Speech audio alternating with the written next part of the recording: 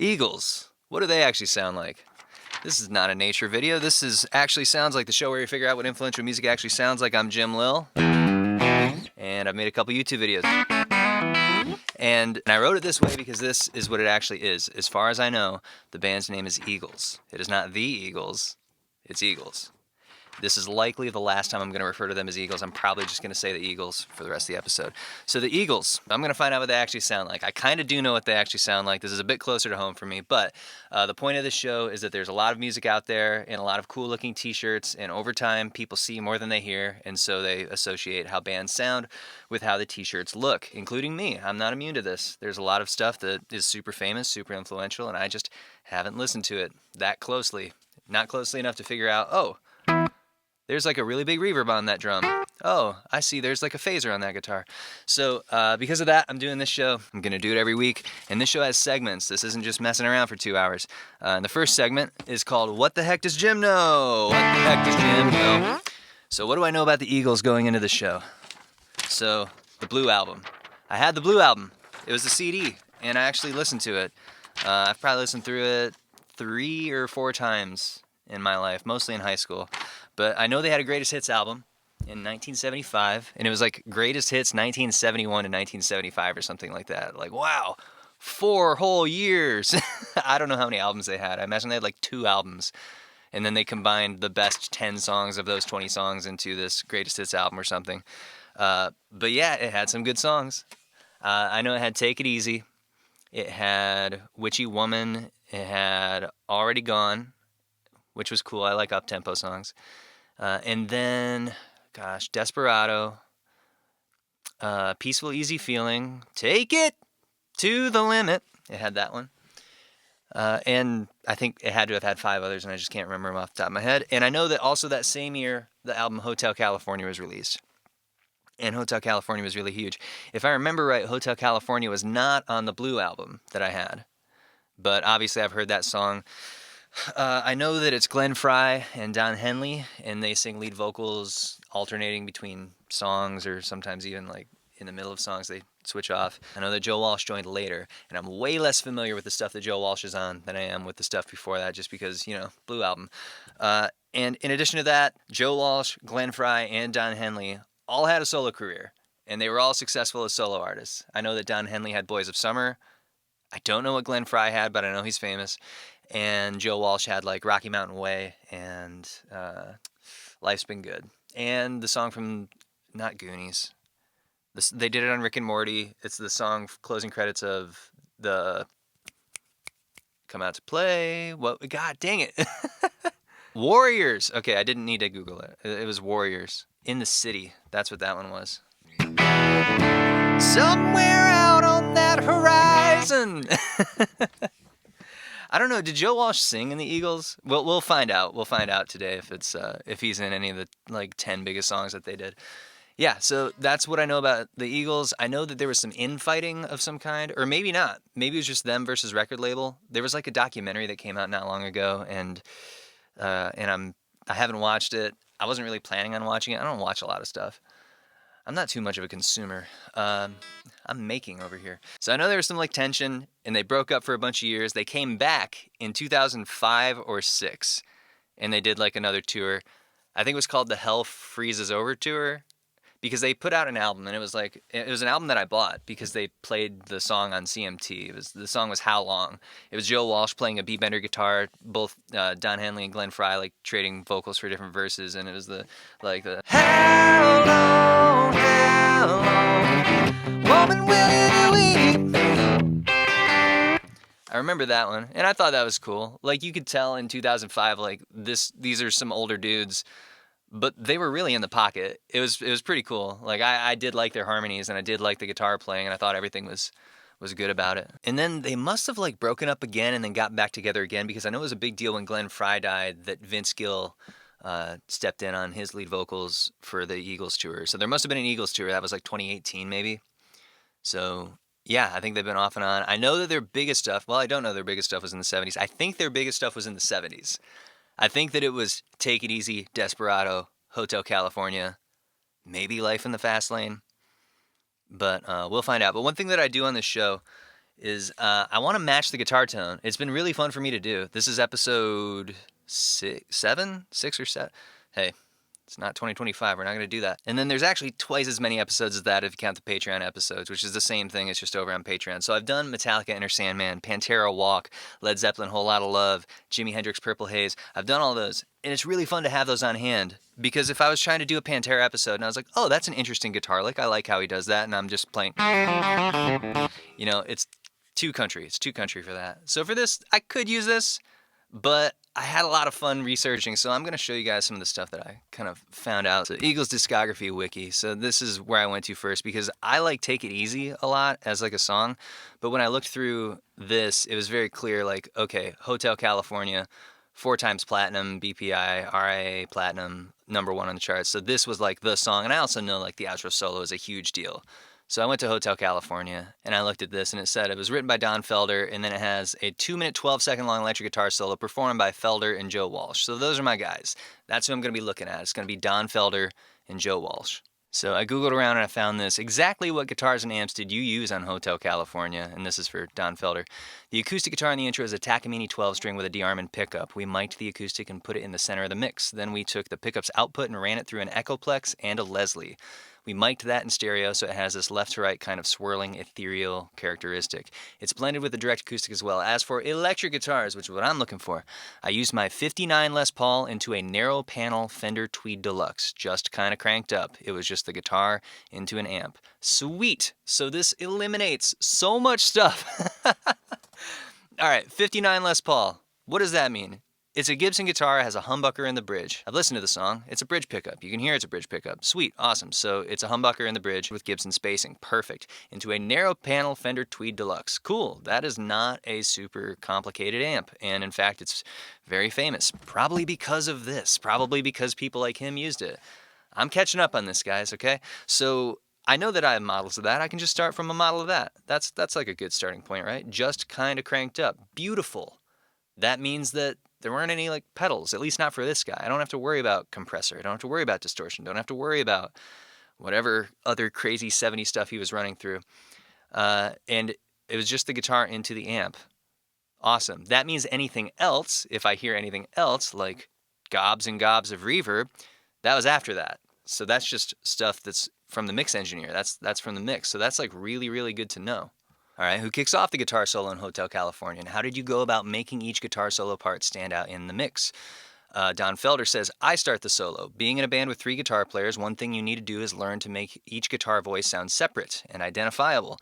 I played a Les Paul. Sweet, it's 59 Les Paul, talked about that. And Joe Walsh played a Telecaster. Sweet, it's a Telecaster. I have one of those. So that the 2 voices, when they spoke, had different qualities and tonalities. On every record we did back then, regardless of what I played, the other guys would play different guitars. We never played 3 Les Pauls. It just turns into a big train wreck. And then Roland's Australia site has this blog, and I think it's just a guy writing a blog. Like, I don't think that this person writing this has any firsthand knowledge of what happened, but it's something. It's maybe not nothing. He says that it's a Fender Telecaster into a Fender Tweed Champ. I don't know, with a nice phaser for some movement. So, like, this gives me a clue that I should at least be looking for a phaser in this tone. And then this is another site. I think this looks kind of scrapey. It looks like it's kind of scraping the internet maybe a little bit, but it says Joe Walsh, Fender Telecaster, and then MXR Phase 90 and Echoplex tape delay. I don't know about the tape delay. Maybe there is, maybe there isn't. And then, yeah, it's crediting Don Felder with the Tweed Deluxe, which we read like firsthand. Don Felder said that. And then over here, Joe Walsh, Fender Tweed Champ. So, I don't know. Both of those are pretty simple amps. Like, just think of the circuits is what I'm talking about. They're in different size boxes, but, you know, circuits are 50s. So, I have a Gibson with a humbucker in the bridge with Gibson spacing. And I have a Telecaster with a single coil sized pickup in the bridge at the right spot. And starting with that, here's what I did. So, this is the big guitar part in the Eagles Hotel California. And then they both have solos that lead into that.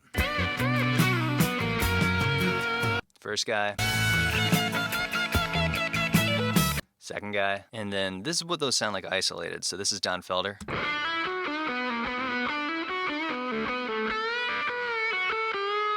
I didn't do this. I just found this online, but you gotta have somewhere to start with. And so that's something. And then this would be Joe Walsh.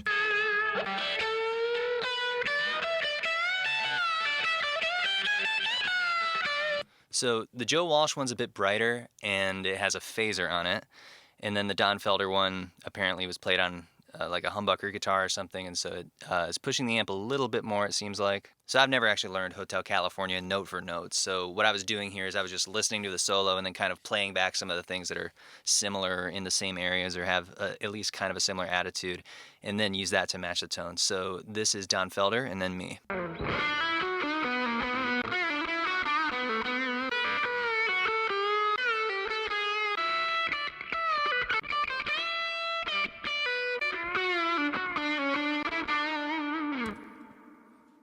And whenever it comes to having to match like an AI track, I'll err on the side of a bit more definition, of a bit more like punch or pluck or whatever. Something I've noticed about any AI-based stem splitting is that like the punch in the definition isn't there. It'll get most of the note. It might even get the frequency response mostly right, but it'll usually be a bit darker and it'll usually be a bit less punchy. And so I'm going to err on the side of like, I'll be a little more punchy. I'll be a little bit brighter because when I've compared like AI stems versus the actual stems, that's one of the areas where it's lacking. There's also other areas where it's lacking. I wish that multi-tracks were just more public than they are, and you could just actually hear, oh, this is what that guitar sound is. But for now, this isn't bad. For sure, I sound more like Don Felder in Hotel California than I sound like Metallica or Pantera. But I wasn't done. There's also Joe Walsh.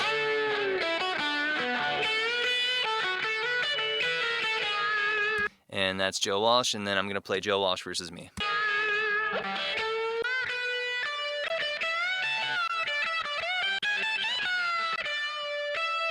So I think that one I did a little bit better. It's just a little bit more in my wheelhouse. One weird thing about matching a tone that has phaser on it, or to a lesser extent maybe tremolo, and maybe to a lesser extent than that chorus, is like they're time-based effects and they're swirling and they're based on like a clock. I don't think I have a pedal in here. No, I don't think my tremolo's in here. But yeah, it's a phaser pedal, and that means that there's like a little clock inside of it. You plug it in, and this clock starts like controlling the time of the effect.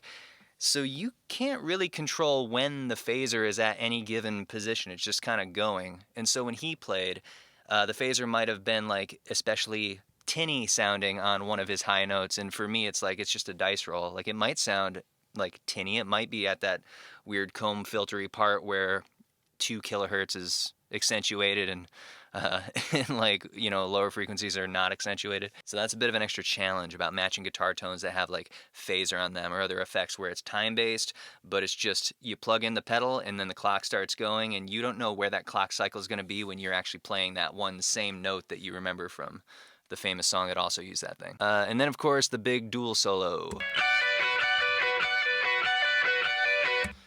So using my 2 tones and trying to play the same, I did this.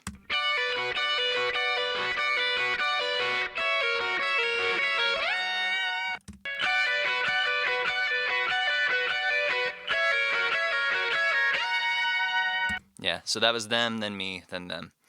And yeah, like I said, I think it's closer to this than it is to Led Zeppelin. So I'm going to be armed with those guitar tones for the rest of the show. All right, so I've got my tone up here right now. And I like that. I feel very, very comfy with that. And then this is the Eagles tone. I'm just going to do the Joe Walsh since I have my Telecaster with me.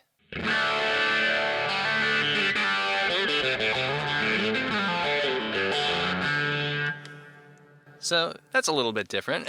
It's got a little bit more going on. But let's do the super fun segment that I like and I don't really have a name for. Guitar tone swapping out comparison game.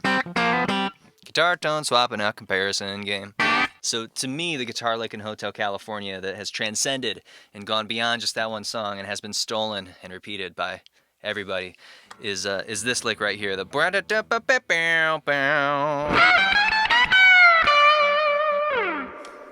and it's a super smooth lick. I can't play it super smoothly. There are some people who are just like so fluid with that, and it sounds really, really good.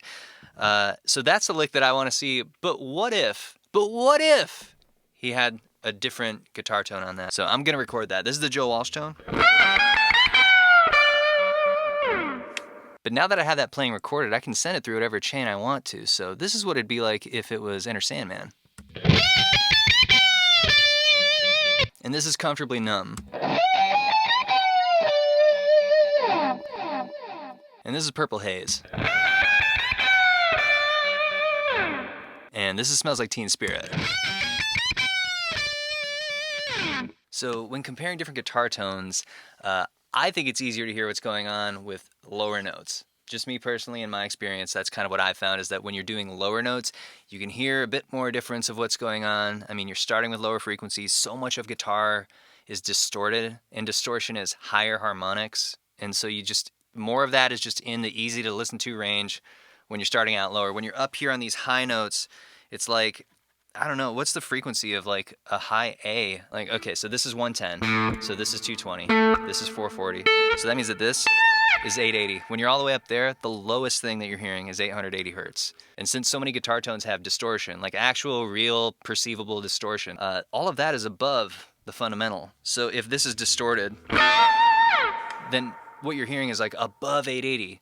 But then at the same time, guitar tone rolls off at 7K, and so it's just like, it's a limited window for things to be different from each other. So that's why if I'm comparing guitar tones, I'm not doing like, okay, I'm not just doing stuff up there usually. I think it's more useful when there's some lower notes involved, lower fundamentals, give me some of the low E string, so that more of the range of easily audible, hearable stuff is like involved. And that brings us to our next segment, reading the Wikipedia! Most people do this first and then shoot the video, pretend that they're an expert, but I'm just gonna do it right now. Eagles Wikipedia. Eagles band.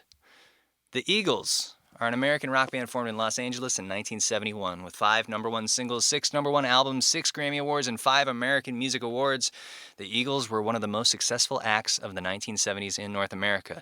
In addition, they are one of the world's best-selling music artists, having sold more than 200 million records worldwide, including 100 million sold in the U.S. alone. They were inducted into the Rock and Roll Hall of Fame in 1998 and were ranked number 75 on Rolling Stone's 2010 list of 100 greatest artists of all time.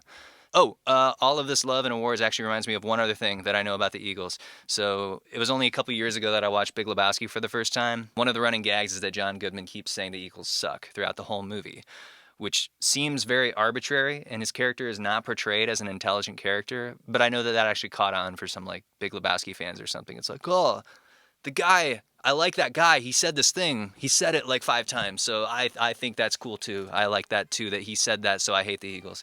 I think there's maybe a little bit of that. Anyway, founding members Glenn Frey, guitar and vocals, Don Henley, drums and vocals, Bernie Ledden, guitar and vocals, and Randy Meisner, bass guitar and vocals, had all been recruited by Linda Ronstadt as band members. I didn't know that. I didn't know that they were recruited by Linda Ronstadt. Some touring with her and all playing on her self-titled 3rd solo studio album. Really? Before venturing out on their own as the Eagles on David Geffen's new Asylum Records label.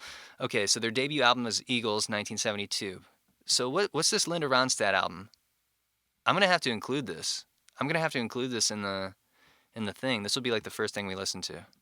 Not because it's like most important, but... Okay, Rock Me on the Water, Jackson Browne song. Crazy Arms, I know that one. I Still Miss Someone, I know that. That's Johnny Cash. I Fall to Pieces, I know that one. Interesting. I don't know her version of any of those things. Let's see here. The lack of major success with this and preceding albums was one of Ronstadt's reasons for leaving the Capitol label. So I don't know that this is necessarily an influential album, unfortunately, for Linda Ronstadt and the guys who played on it, but it will be interesting to hear this. Don Henley drums, tracks 1, 2, 6, 8, 9, 10. I love this. I love when they do this. Thank you, people who made this in 1972 and put this info in the actual, like, you know, on the cardboard. And then the people who made the Wikipedia page and are like, you know what? We could just put all the names down. Let's also put the tracks that they were on. That way, Jimmy Fadden is not credited as general musician on all tracks, or Mike Botts isn't credited as drums on all the songs, or Roger Hawkins or whatever. And it's like, yeah, you know, Don Henley, Roger Hawkins, and Mike Botts, they played drums on this album. So you infer from that a third, and a third. But really it was like Don Henley was on all but 2, and then this guy was on 1, this guy was on 1.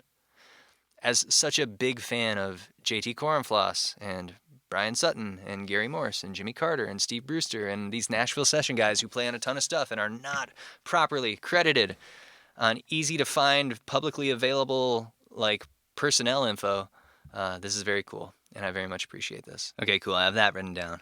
Their debut solo album, Eagles, 1972, spawned 2 top 20 singles in the US and Canada, Take It Easy and Witchy Woman. The next year's follow-up album, Desperado, peaked at only number 41 in the US, although the title song became a popular track. In 1974, guitarist Don Felder joined. Oh, I didn't know that he wasn't. Okay, all right. So Don Felder joined in 74, so he was after that stuff. Before that, it must have been Bernie Loudon. And On the Border produced the top 40 hit Already Gone, and the Eagles' first number 1 song in the US and Canada. The Eagles' first. Wow. Okay. So Take It Easy and Desperado were not number 1 hits, but Already Gone was. Weird. Okay. Best of My Love, which made the top 15 in Australia and first hit overseas in 75. The album One of These Nights became their first number 1 album in the U.S. and a top 10 album in many countries. It included the U.S. number 1 hit One of These Nights, which was their first top 10 hit outside of North America, and the U.S. top 5 song Lion Eyes and Take It to the Limit. Also in 1975, Ledden left the band and was replaced by guitarist and vocalist Joe Walsh. So all of that would have been that Blue album that I listened to. Yeah, their greatest hits, 1971 to 75, released in 1976. Okay, is the best-selling album in the United States with 40 million. Is the best-selling album in the United States with 40 million copies sold. Is the best-selling album in the United States? Wow, that's a big. I didn't know it was the best-selling. I figured it'd be like Thriller. I figured it would be, I don't know, Metallica Black Album. I figured it'd be some like girl pop album that I don't know anything about. This album primed the public for the late 1976 release of Hotel California, which would sell more than 28 million copies in the U.S., ranking 3rd all-time for U.S. sales, and more than 32 million copies worldwide. The album yielded 2 number 1 singles in the U.S. and Canada, New Kid in Town and Hotel California, the latter of which became their only top 10 hit in the U.K., while also reaching top 10 in New Zealand and many European countries, including number 2 in France.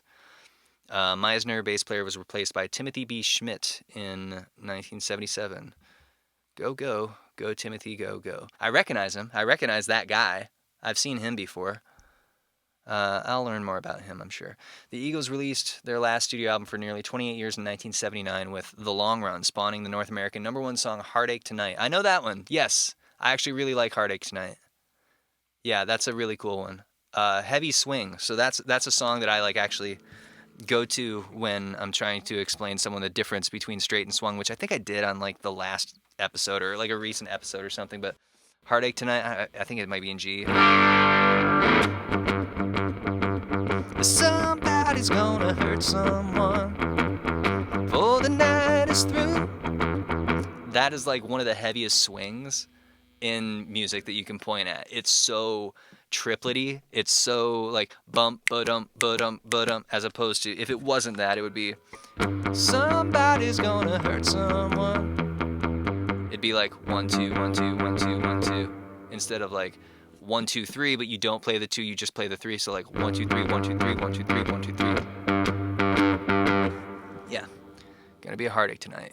Heartache Tonight, I know, which became their biggest hit in Australia, number 13, and then the North America top 10 hits, The Long Run, and I Can't Tell You Why. The Eagles broke up in 1980, but reunited in 1994 for the album Hell Freezes Over. I got this wrong in the intro. Hell Freezes Over, a mix of live and new studio tracks, and toured consistently. In 2007, the Eagles released Long Road Out of Eden, that's the one I know. Their 6th number 1 album in the U.S., and in 2008 launched the Long Road Out of Eden tour. In 2013, they began the extended History of the Eagles tour in conjunction with the documentary series History of the Eagles. Following Fry's death in January 2016, the Eagles reformed in 2017 with Glenn's son, Deacon Fry, and country singer Vince Gill sharing lead vocals for Fry's songs. Deacon left the band in 2022, but returned in 2023 to participate in the band's ongoing final tour. Meisner died in 2023. Okay, so they have reunited more times than I actually realized that they had. And this is all really good to know. I'm glad that I know all that stuff. But what I'm really here for is the Eagles discography page. So let's look at this. I took a peek at it earlier. I don't like to spoil stuff for myself when I'm doing this. But, you know, doing the guitar tone stuff, I did get a peek at, like, the different songs and their certifications and what's, like, really big and what's, you know, maybe, like, had less chart success. But then I also know like some songs stick around more than others. Like not all number 1 hits are things that still get played 40 years later, and some things that are not number 1 hits are like the biggest songs. So let's see. Take It Easy, Witchy Woman, Peaceful Easy Feeling, Tequila Sunrise, Outlaw Man, Already Gone, James Dean, Best of My Love, One of These Nights, Lion Eyes, Take It to the Limit, New Kid in Town, Hotel California, Life in the Fast Lane, Please Come Home for Christmas. Oh, I know that one too. I'm pretty sure that I've heard their version of this. Heartache Tonight, The Long Run, I Can't Tell You Why, Seven Bridges Road. That's familiar. This is a really familiar song title. I can't conjure what that song is, though. Get Over It. Oh, and then it's 1994. So I'm going to be like maybe a little bit less inclined to believe that 1994 Eagles is like the most important incarnation, or even the 2007 version, which I like How Long, but I don't think that's what people think of when they think of, the Eagles. I don't think they think of the video they had in sepia tone on CMT in 2007. So I'm going to look at this, and I'm going to come out of this with 10 songs. For you, it'll be instantaneous. Ready, go. Okay, this is crazy. This is just completely crazy. Because if I'm going by like these certifications and these chart positions, I can't get it down to 10 songs, like honestly, without following the rules. I can't get it down to 10 songs without getting rid of Life in the Fast Lane, Take It Easy, Tequila Sunrise, and Already Gone. That's nuts. That seems so crazy to me because I know those songs. I know that those are huge songs. So, okay, I'm going to do a few more songs than I normally do. I think I'm at 13. Yeah, I'm at 13. One of those is the Linda Ronstadt song. We'll listen to like half of it. We'll listen to half of the first one just to like prime the pump. But you got to go listen to Peaceful Easy Feeling. You have to go listen to Tequila Sunrise. You have to go listen to Already Gone. Just trust me. Just go listen to those. Maybe I'll do a follow-up. I could do a follow-up episode on like just that Blue album or something. But like I want to learn. I want to learn more. And so I'm going to trust that like, hey, late 70s, look at these. Eagles were on a roll. And I actually don't think I know these as well. So breathe in, breathe out. We can get through this together. I'm going to do a couple more songs, but man, the ones that I'm leaving out, this feels as hard as the Beatles episode to me, to like leave some of these out. No, I'm kidding. It's not as hard. Anyway, I'm going to open a bunch of new tabs and we're going to get going on this. Okay, I got my new tabs open and now it's time to say the pledge. The pledge we say every episode. 1 second, let me get the camera on me. All right. It's time to say the pledge of Actually Sounds Like.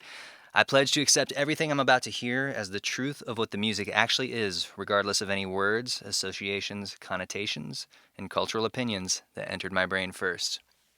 Regardless of how many Coen Brothers movies I've seen, I vow to listen to this music and accept it for what it is.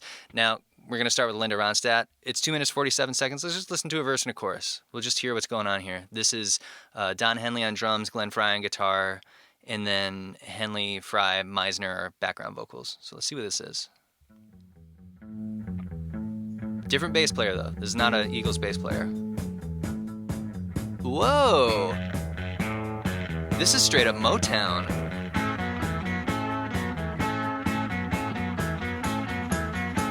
Yeah, they got the shake, the tambourine.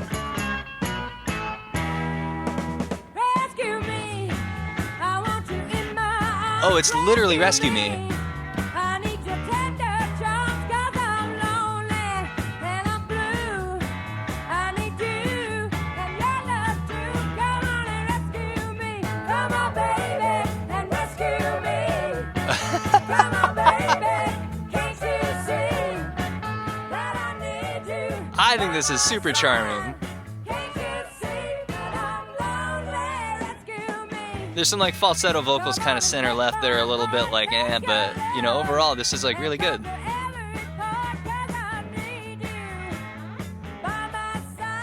I like the two guitars in this. I don't know which one's Don Henley or which one's Glenn Frey. There was one that was like a different guy that I hadn't heard of.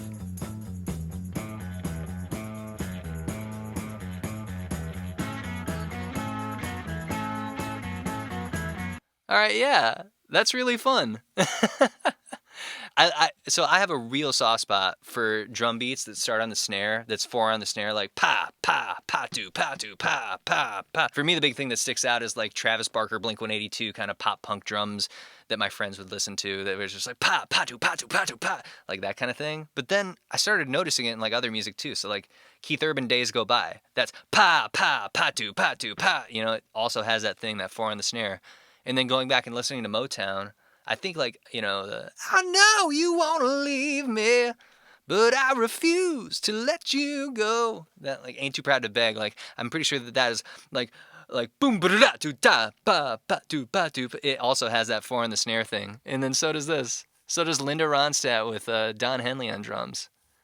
Sweet. Okay, perfect. Perfect introduction to this kind of thing. The guitars are kind of plunky and almost Beatlesy in that they're like, I can picture him like looking at his fretboard and being like, okay, plunk, plunk, plunk, plunk, plunk, plunk, plunk. Just kind of that melody thing. All right, now Eagles. Take It Easy, official audio. I've heard this a million times before. I've heard the Travis Tritt version from the 90s, and this was one that my mom says my dad was a really big fan of this when he would like be on the road. Not as a musician, no Nepo baby stuff going on here. He was racing motorcycles, he was doing flat track, and he was doing road racing and stuff. And so he'd live in a van and drive around with his buddies and go to racetracks. And I guess they would listen to Marshall Tucker Band, they would listen to Eagles, they'd listen to stuff like that. So 1972, Take It Easy. All right, big acoustic guitar. The electric guitar seems to have some chorus or something swirly on it. Okay, I don't think it's swirly. I think it's just kind of stereo left, right, and I'm maybe just not totally in tune. And so the two are kind of like, kind of warbly with each other. Very clean guitars. Okay, boom, boom, boom, boom, boom, boom. I think I talked about it on the Def Leppard episode or something.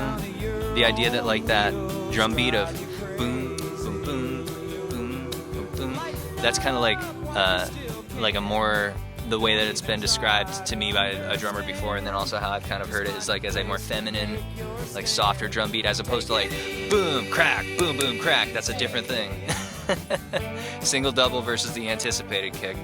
I'm standing on a corner in Winslow, Arizona, and such a fine sight to see. It's a girl, my lord, in a flatbed Ford, slowing down to take a look at Yeah, me. that harmony isn't that tight, but these are tight. Don't say nay, I gotta know. Yeah, and Glenn Frey's delivery is just so calm. It's not like an American Idol kind of vocal. We may lose and we may win. Like, he has range, but it's just kind of calmly getting there. He's not belting. Open up, I'm climbing in. So take it easy. Yeah, and then just super 70s dry snare, dry drums. And then banjo. I do remember there's banjo in the song. So this whole song is calm, and then there's a banjo doing 16th notes. This is like 125 beats per minute or something, and then the banjo is on 16ths.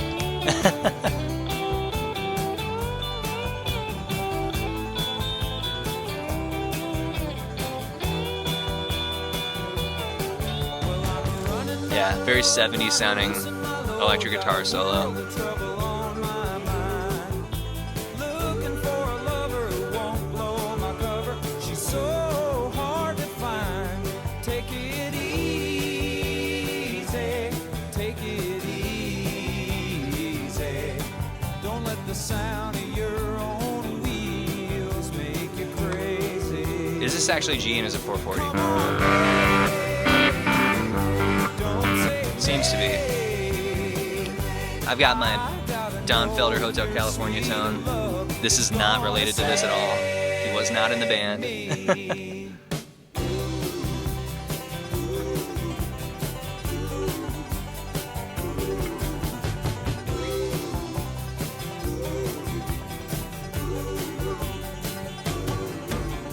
Something about that banjo sounds very like it's plucked really hard. It doesn't have a lot of sustain. You wouldn't expect a banjo to have sustain, but like some people's banjos do have some sustain, and that one's kind of like plunk, plunk, plunk.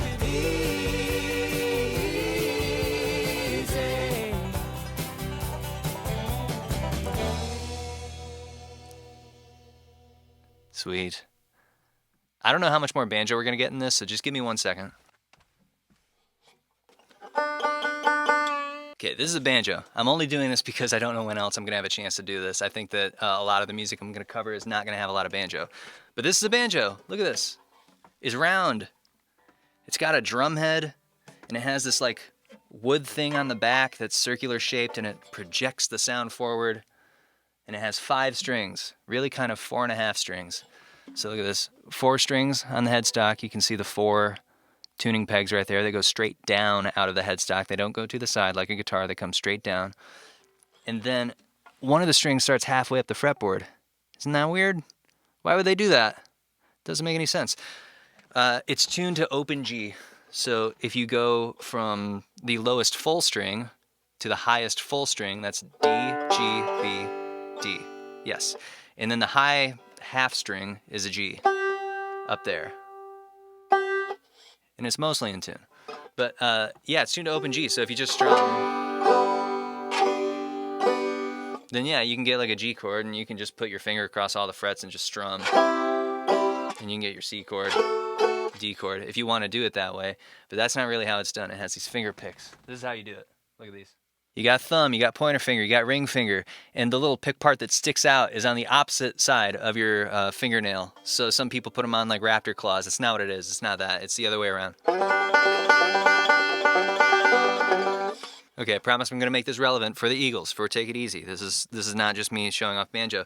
So the song Take It Easy, I said it was like at least 125 BPM, right? So I'm down the road trying to lose. So, okay, that's actually too slow. Let me go up to like 140. I'm going to make a big jump. Well, I'm running down the road. That's still too slow. Let's try 150. Well, I'm running down the road. That's too fast. Okay, so somewhere between 140 and 150. I'm going to just do 143 for now. This is like the metronome app I use, and I always have night shift on. I'm sorry. Okay, yeah, so starting there. Ka, boom, ka, boom, ka. So these would be your quarter notes. Running down the road, trying to loosen my load. I got 7 women on my mind. 3, 4, 1, 2, 3, 4. If you're playing drums or guitar, you might be thinking about eighth notes like this: 1 and 2 and 3 and 4 and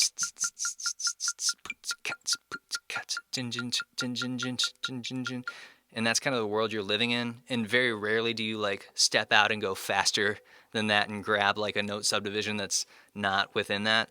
But the banjo comes in, and the banjo is coming in hot, and it's going 16th notes, and so these are 16th notes. 1 and a 2 and a 3 and a 4 and a 1 and a 2 and a 3 and a 4 and a... So it's the difference between I'm gonna take it easy, which is acceptable. That could be the banjo part. If I was in the studio, I'd be too scared to do anything faster than that, so I would just go, gonna take it easy. But this guy came in and was like going that fast.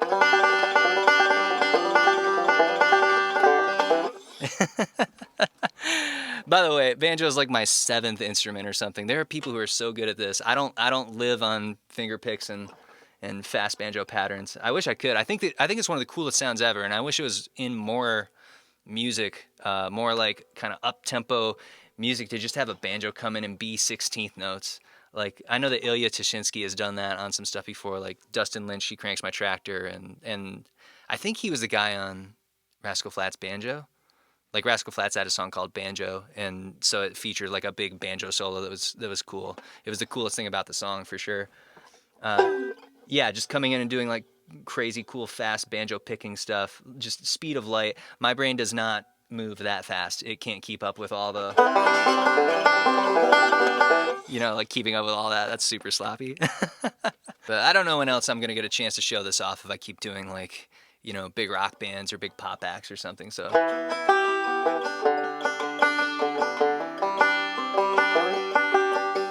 don't let the sound of your own wheels drive you crazy.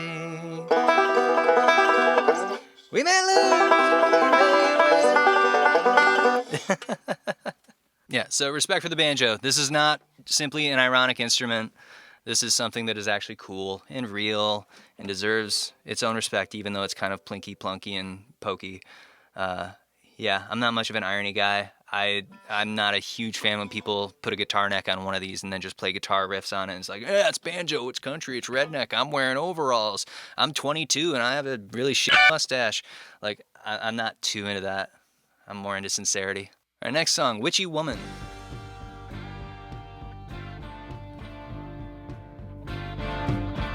Okay, so we got a lot of minor chord stuff going on.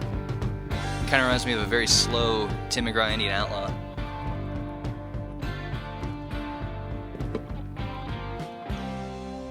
I would guess this is D. Let me see. No, G minor.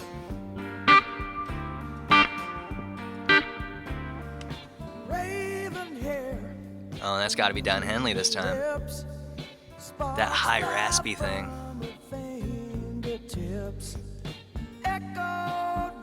So I think like in all three of these songs, we've had the right side guitar doing the upbeat, like chucks. Chick, chick. I think there's been some of that in these. It was definitely there in the Linda Ronstadt song, where left guitar was low, right guitar was high.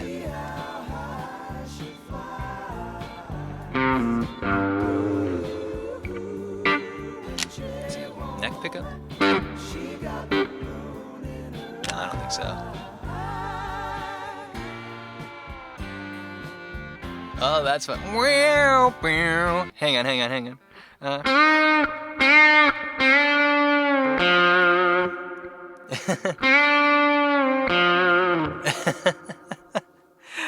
I don't know why I like that so much. It's like they're not doing it too in your face. It's like pretty understated, but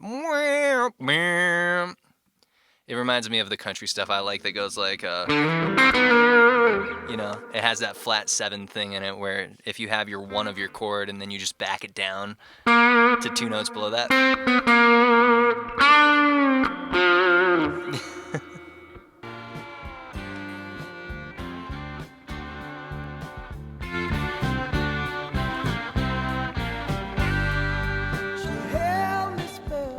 Yeah, everything about this is very polite. I'll say that it's very polite.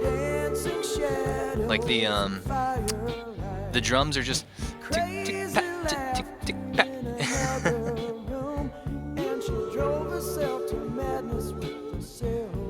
Yeah, and the band is just rhythm sectioning the hell out of this. Like they're being really supportive. I think maybe the bass is the thing that's most out there because it had some upbeats. But even that's just following. It's following the lyrics.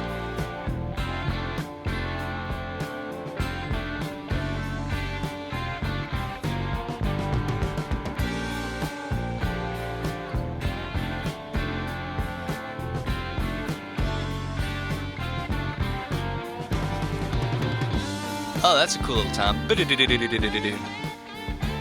So you can get up there. A lot of those guitars were forced.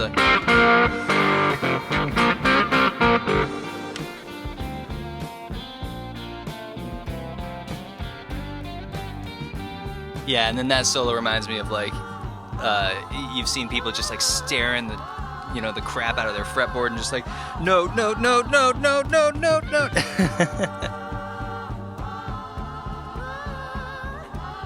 Oh yeah, these vocals are sick. I mean, that's where the money is in this. That's the thing. It's Eagles harmonies. Come on.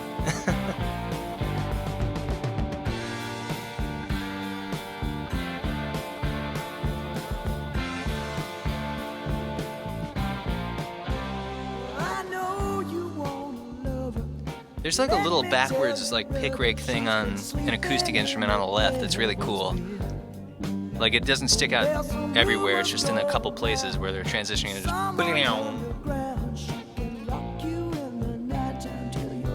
oh yeah, I hear the acoustic on the left doing a lick there.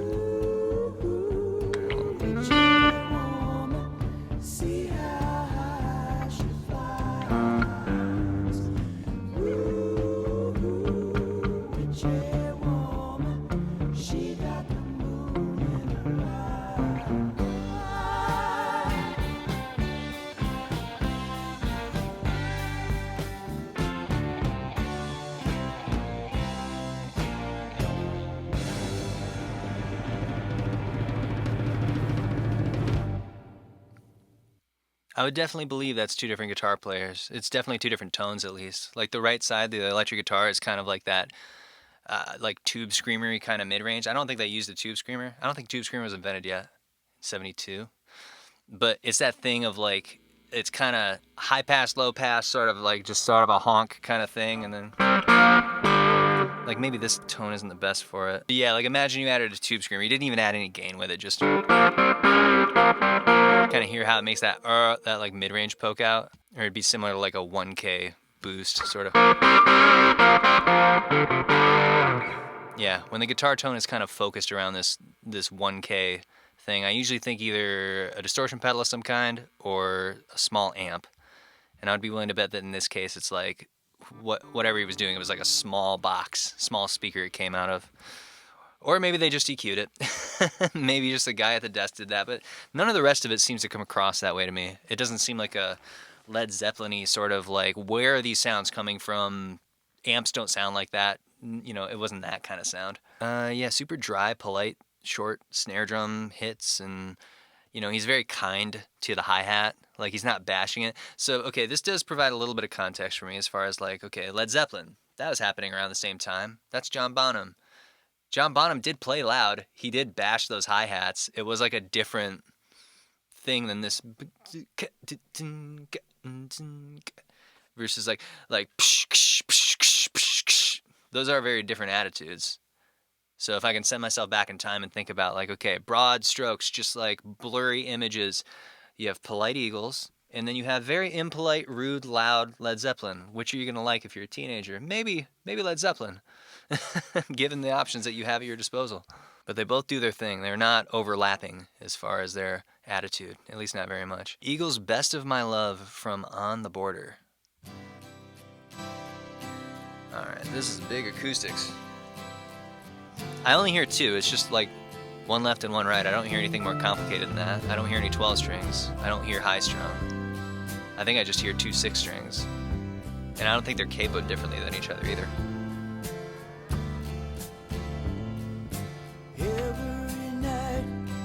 Ooh, Don Henley. Is that pedal steel? I think I heard a slide there. It could be 6 string, but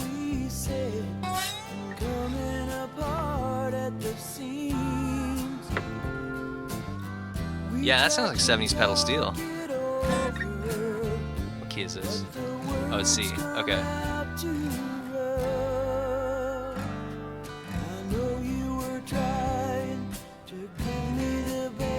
Okay.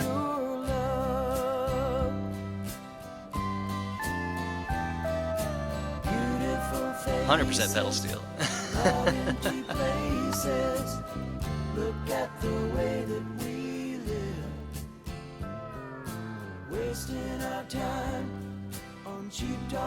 There are drums. There is a drum there because you can hear the hi-hat going like. That same old crowd was like a cold dark cloud that we could never rise above. Oh, wait a minute. That does sound 12 stringy. What was that one thing?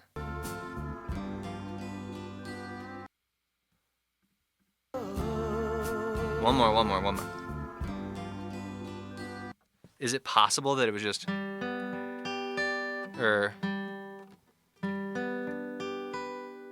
And then... Could it be that the right was just the octave lower? Or is it like a high strung or a 12 string? Okay, we're listening to this. I'm going to look this up.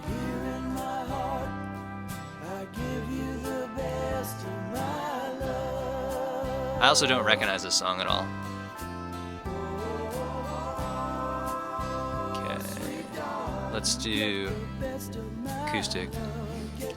I was playing acoustic guitar one afternoon in Laurel Canyon. No, that's not the recording. Glenn Johns was a producer. No. They were unhappy over John's preference for country rock. After 6 weeks in London, had Best of My Love and one other usable track. Oh, that doesn't say anything about the guitars. Nope, here we go. Glenn Frey, double track 12-string acoustic guitar. Whoops. Okay, we're 2 minutes 30 seconds in. I apologize for the last 2 minutes and 30 seconds to people who are big Eagles fans when I said, I don't think those are 12-string guitars. Apparently they are 12-string guitars. Sleeping, but every morning I wake up and worry what's gonna happen today. Who played steel? Bernie Leadon, pedal steel guitar. And Don Henley did brushed drums. Yeah, that makes sense for this sound. You know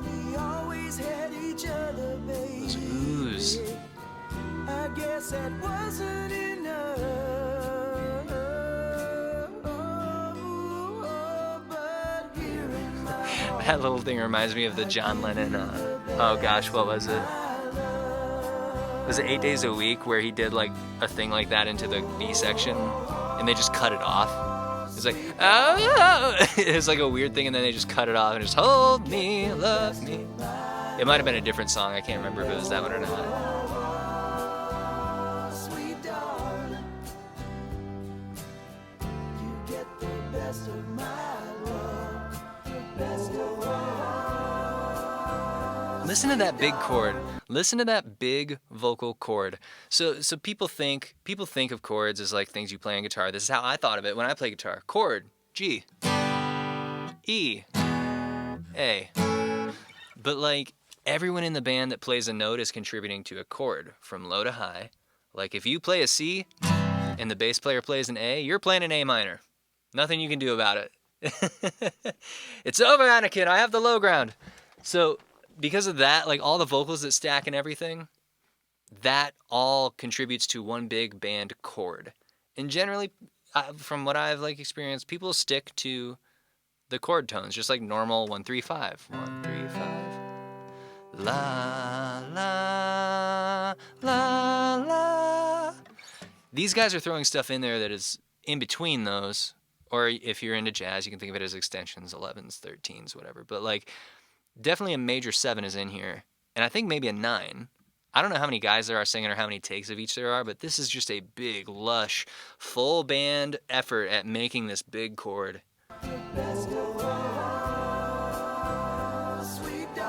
That's really cool. every night and day.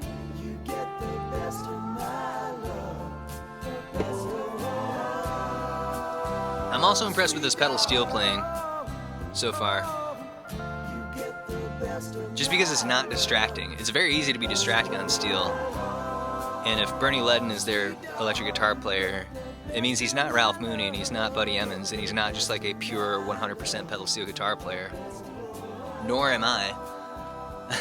But I've heard recordings of myself before and I know that there are times where it's like, ugh, a little sharp, little flat, little out of time, little wonky on that, or that slide wasn't very good, or whatever. I've heard those things before, and on this one, it's just like, he's not overplaying anything. He's not exceeding his limits. All right, I can't help myself. I gotta show you guys the steel. This is a pedal steel guitar. Again, this is like that thing with the banjo where, I don't know how many chances I'm gonna get to show you guys this. So I'm gonna take my opportunity. This is a pedal steel guitar. It has 10 strings, and it's tuned to not anything that makes any amount of sense, but basically open E. So like if you skip some of the strings, then you have a nice open E chord. But then there's also those. Just don't worry about those. It's gonna be fine. Anyway, you can play chords like this. And it's just like a guitar. It's just laid flat in front of you. There are no frets, so you have to use one of these steel bars in order to be able to like pinch the string and be able to just get the shorter lengths so you get the higher pitch. So like lower pitch, higher pitch. Yeah, and that's how these existed for like a decade or something. I don't know, 1930s or 40s or 50s. Flat guitar, and then it had this open tuning, and so you could go like...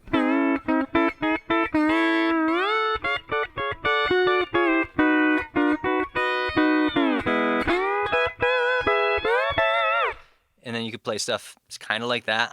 People do that better than me. But then someone got annoyed by the limitations, and so they used some rods and some springs and whatever, and they were able to kind of shorten and lengthen the strings by minuscule amounts, but very accurately, and then you could do stuff like this.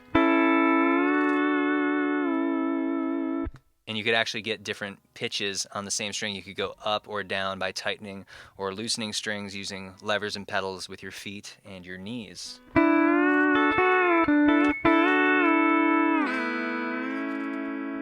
But not only that, you also have a volume pedal you're operating with your right foot. So like a guitar volume pedal, if you're at the heel position and there's no sound going through, like this, the only thing you're hearing is just what that mic's picking up. But if I then go to toe position, then you have control over the volume. So people will hit chords And this is the pedal steel sound. They'll hit a chord with the volume pedal at half and then kind of put it all the way to the toe to like lengthen the sustain or the perceived sustain. And then sometimes they'll do a little change in the middle of that like this. And so that's part of the sound of pedal steel guitar. And they'll give it a ton of reverb. Let me do that. Okay, so this is with a ton of reverb. Like that. And having that tail means that it's even more forgiving when you do those swells and you do something that's like...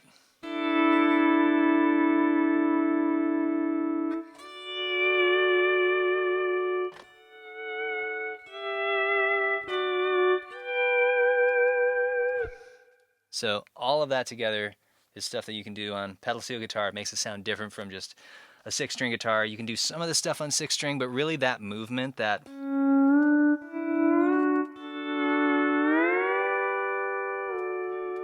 That's kind of a thing that you pretty much only get on this kind of instrument. Cool to hear it in the Eagles music. Let's move on to One of These Nights. All right, that's cool. That's some big choices on bass and guitar. On the left, they're working together. Again, that little high, like, chick thing. Those fuzzy guitars sound like synths. Is that a synth?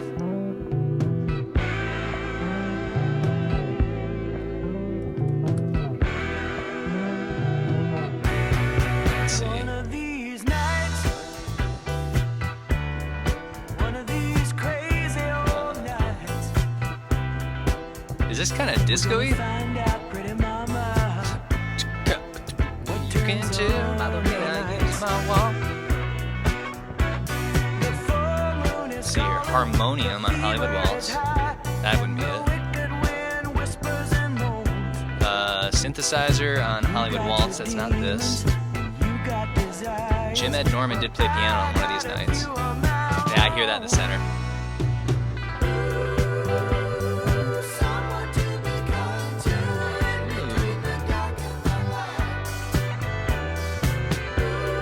Dang it. Okay, I'm gonna get my bass. Alright, I got my bass. And let's see what they're doing here. One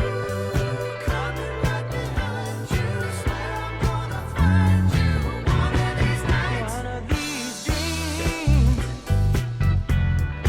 one of these lost and lonely dreams. Now Is that E flat minor? we're gonna find one. Or is it E flat major? No. One that really screams. I don't think it's 440 then. Dang it. Of the devil himself. I've been searching for an angel in white. It's a flat 6. I've been waiting for a woman who's minor. a little bold. And I can feel her, but she's nowhere inside. 6 minor. Oop.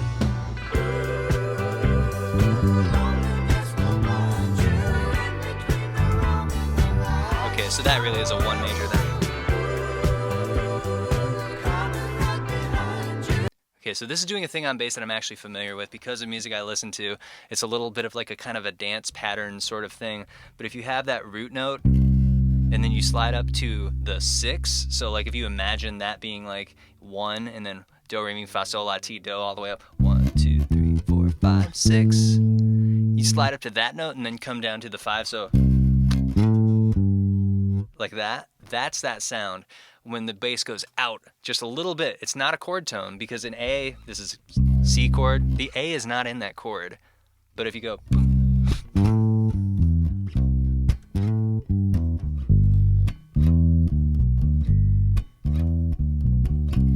like doing that little thing, that's like a specific choice. That's a thing. You don't do that in metal music.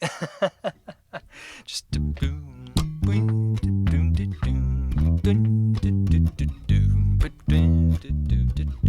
I think that one of the examples coming out of Nashville that's like a big thing for that specific trick would be Thomas Rhett's song on that car to the side of the road, hold you close and tell you everything I'm thinking. What's that called? Make Me Wanna, I'm pretty sure. That whole song is like 4/1 and it has that kind of like doom, doom, doom, doom, from my memory of it at least. And then a bit more of a traditional kind of sound out of Nashville that does that is baby, lock the door and turn the lights down low. Your Man by Josh Turner. Put some music on that's soft and slow.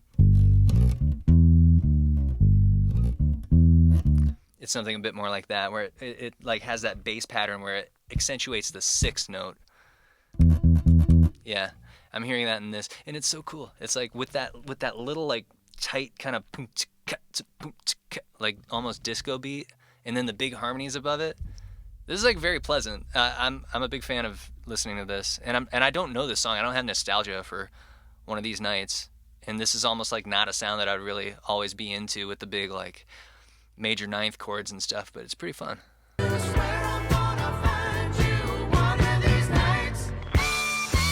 Whoa! That is a fuzzy guitar sound. I would be very surprised if you got that out of a Tweed Champ or whatever. That seems like it's a fuzz pedal or something. Listen how dirty that is. But also like no delays, no like swirliness, no chorus, no phaser.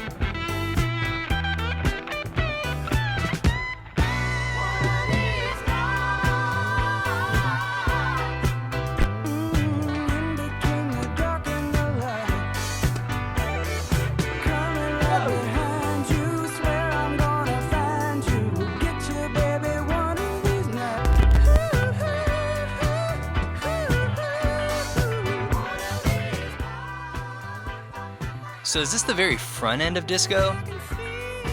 Because this would be like 74 or something.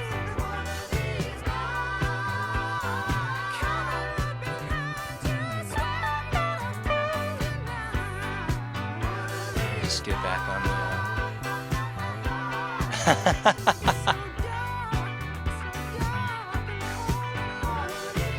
the... Isn't that right rhythm guitar?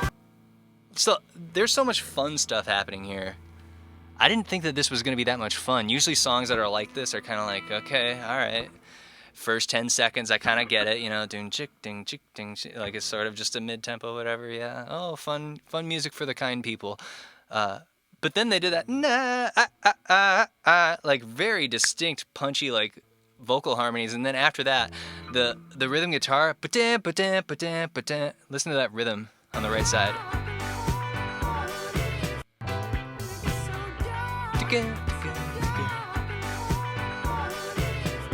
And he lands it, like it wasn't just like, oops, I forgot what I was doing. It's like, no, he like, that was good.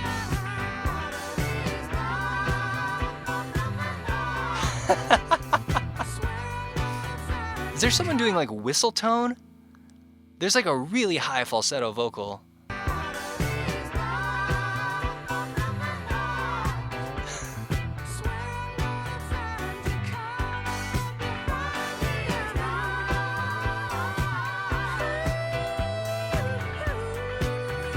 I mean, it says all these guys are on vocals. It doesn't say who does what.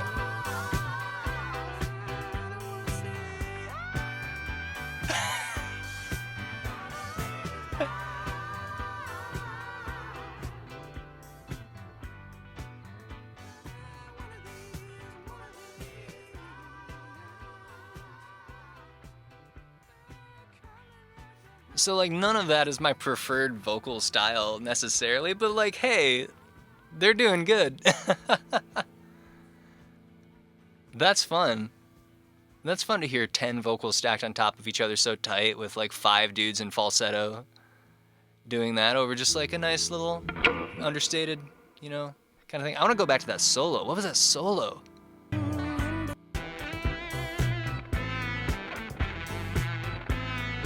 Yeah, that.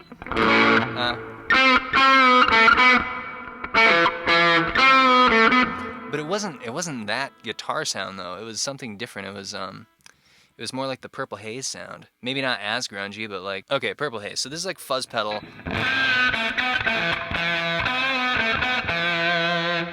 Yeah, it wasn't as overdriven as that. Obviously the frequency response is completely different.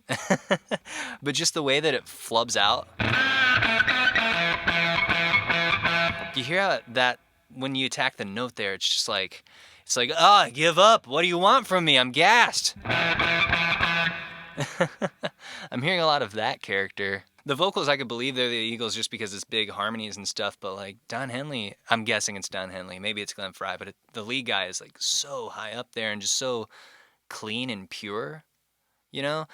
Like it's not belty, it's not Stapleton, it's not like grit and grind. It's just like very nice, smooth sounding. So I have become a fan of Channel 101 stuff as an adult. Like I wasn't around watching that when it was happening, but that's where the show Yacht Rock came from. The show Yacht Rock coined the term yacht rock, which has now been co-opted by SiriusXM or just whoever feels like they know what that means. And one of their big contentious things is the original guys who coined the term yacht rock are very adamant. They're very sure that like, no, Eagles aren't yacht rock. Because yacht rock has to, like, the way that they put it is yacht rock has to like musically acknowledge the existence of black people. That's their words. And the Eagles are like kind of folk country sort of stuff. The original guys who made the show Yacht Rock coined the term yacht rock. They're more on the side of like Kenny Loggins and Michael McDonald sort of thing as opposed to like an Eagles thing. But a bunch of people would hear this and think yacht rock. I don't know. It has some shared DNA musically. Right? It's smooth. It has big extended chords with lots of notes. Lion Eyes. Okay, this is another like mid-tempo. This is kind of a peaceful, easy feeling. Acoustic guitars left and right. The lead guitars are on top of that, and they're acoustic guitars from what I can tell. And then it has that drum beat, that boom, boom, anticipated kick. And cross stick, like the stick is just hitting the rim. It's that thing that they do on like a bunch of Buffett stuff. This actually is probably why the Changes in Latitudes album sounds like it does. But yeah, they're not doing the full thing. They're not doing that. They're doing this. Late at night, a big old house gets lonely. I guess every form of refuge has its pride. And then the bass here is just 1-5-1-5. It's like country. And that guitar is country. Holy cow.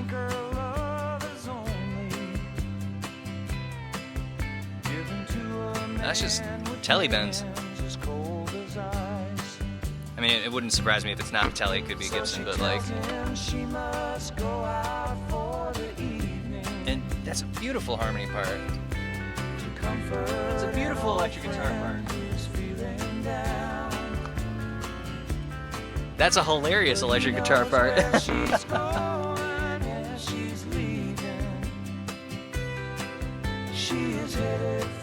Okay. Bididoo. What key? Okay, we're in the key of G. I'm gonna get my guitar tone back for this. I think they're a little bit darker, but I think I'd be in the ballpark if I did this. So bididoo.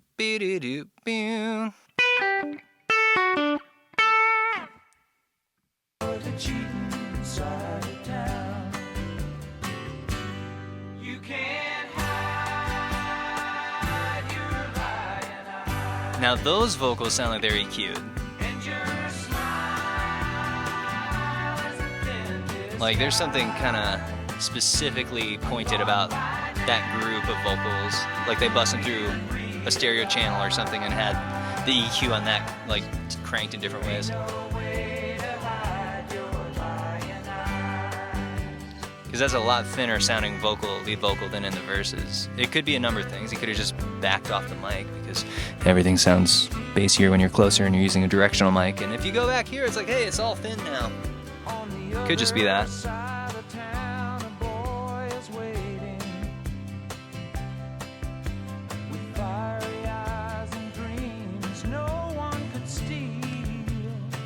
I'm noticing that the hi-hat is doing a pattern. It's not just like straight eighth notes all the way through. I wonder if that's like part of the convention of playing a beat like that in a song like this.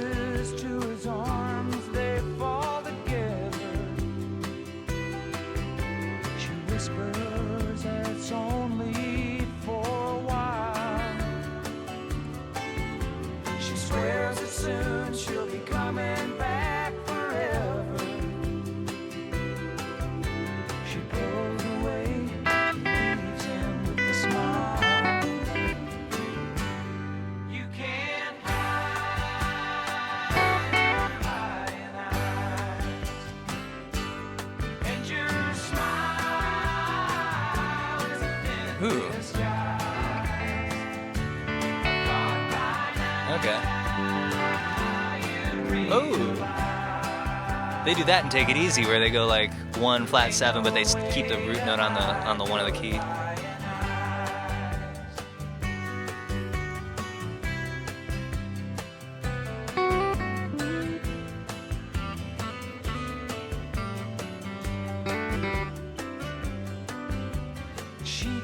This seems so well rehearsed.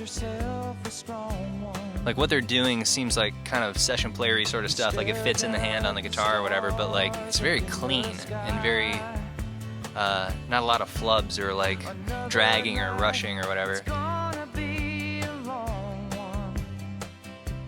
Very neat. I would say this is very neat.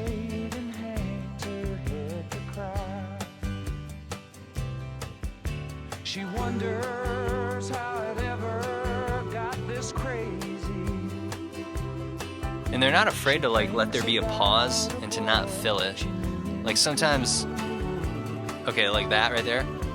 Did she get tired? That ends when they start singing. Just get lazy. So they're either planning it out or they're very good at listening. She feels just It isn't just like, and then have it bleed over into the actual lyrics. you sure know how to arrange things. They do sure know how to arrange things. You set it up so well, so carefully. Ain't it funny how you knew life? There's like one wonky thing there. There's one wonky interval that You're still the same old girl you used to be. but it works. Everything's more forgiving when you hit wrong notes over the 5 chord on the way to the 1 chord. And your smile is a thin disguise. I thought by now you'd realize there ain't no way to hide your lying eyes. There ain't no way to hide your lying eyes. Honey, you can't hide your lying eyes.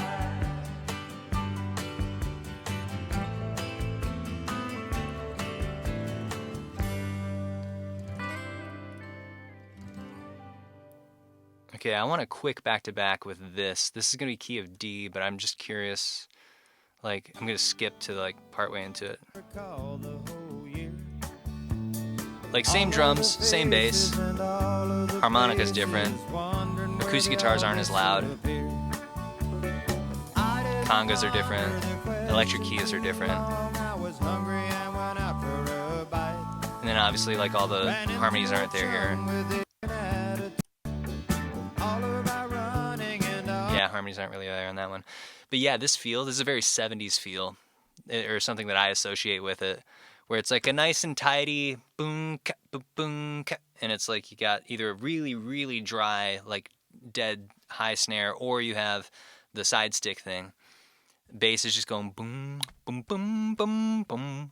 I think that one of these nights was this one of the huge ones, or was this before it was the huge stuff? Let me go back to the discography. No, Lion Eyes was huge. Yeah. This was a huge one. This is number 2 on the charts. So this is 75. One of These Nights was number 1. Best of My Love was number 1. Lion Eyes was number 2. All right. So, okay, there's a dichotomy here that I want to just like explore a little bit with you guys.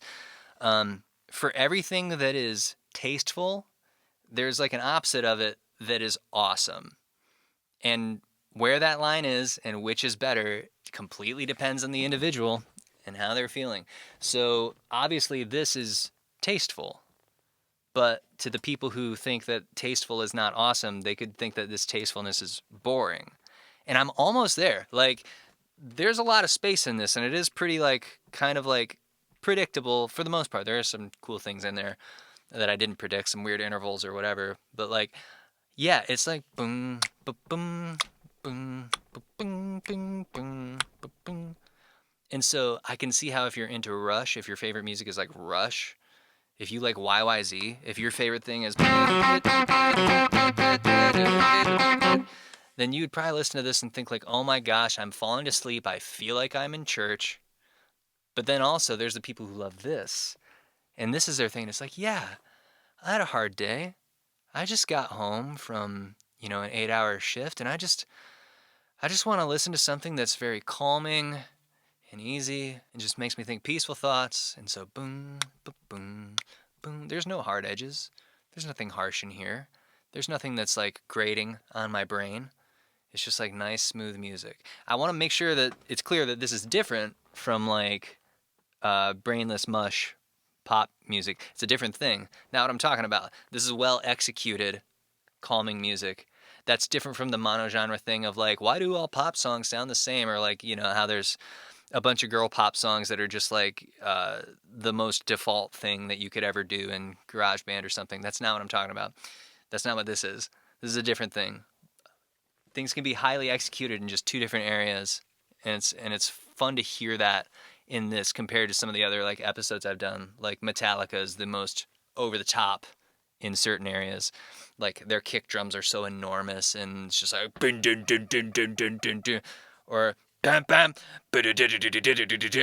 that's pump up music, and that's like, yeah, this rules. And if you're in that mood, and then you start listening to Lion Eyes, it's like, oh, come on. Oh my gosh. Paint the walls taupe, why don't you? It's just boring. I'm glad all this stuff exists, and it's fun to kind of just like get in that different mindset of things. I'm really enjoying this, personally.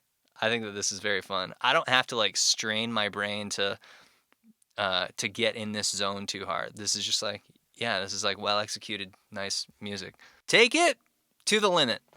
One thing I remember about this song from listening to it on that Greatest Hits album is that like, I feel like there's about 1 minute of song and then like 4 minutes of them repeating Take It to the Limit one more time. But let's see if that's what it actually is.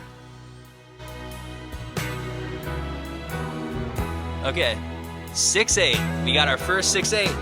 First 6/8 of the day. 2, 3, 4, 5, 6. 1, 2, 3, 4, 5, 6. They're dragging hard on this, not in like a bad way, in like a really like loose feel way.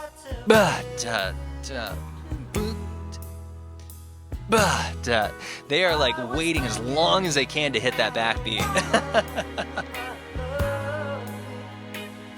Hey, it's more of those little guitars, like they're doing that again on the backbeat.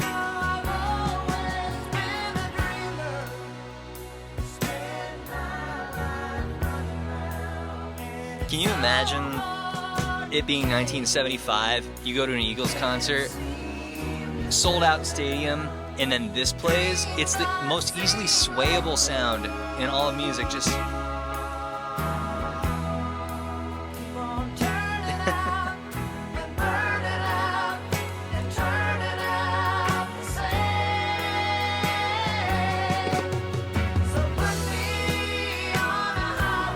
oh, interesting. Snare, snare, kick, snare, snare. I didn't know that was a valid way to do a 6/8.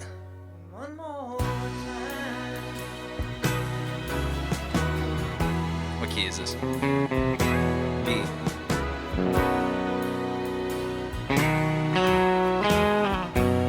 Oh, nope. I guessed wrong, I'm sorry.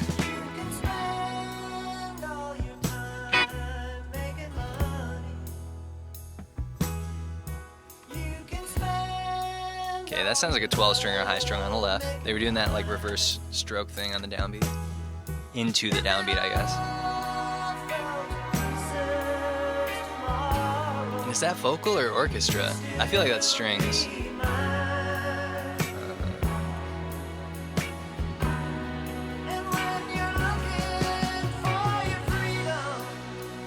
Yeah, string arrangements, Take It to the Limit. So there are strings on this. Now I feel like that lead vocal has double tracking or automatic double tracking. Or a super short reverb. Or something.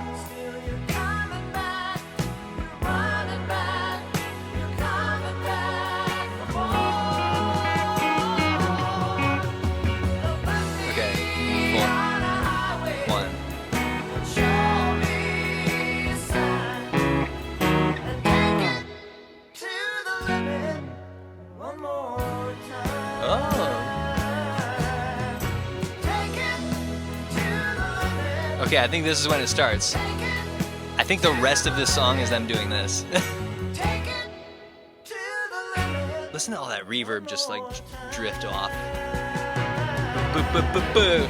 And then do it again.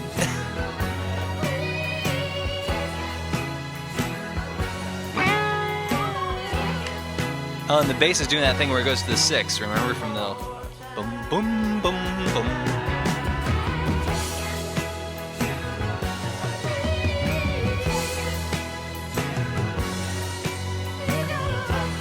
Very linear, like just drumming, where it's just like drum, drum, drum, drum, drum, drum, drum, drum, drum, drum, drum, drum. Oh, there he's doing doubles, never mind. He's doing the flange, plop, plop, plop.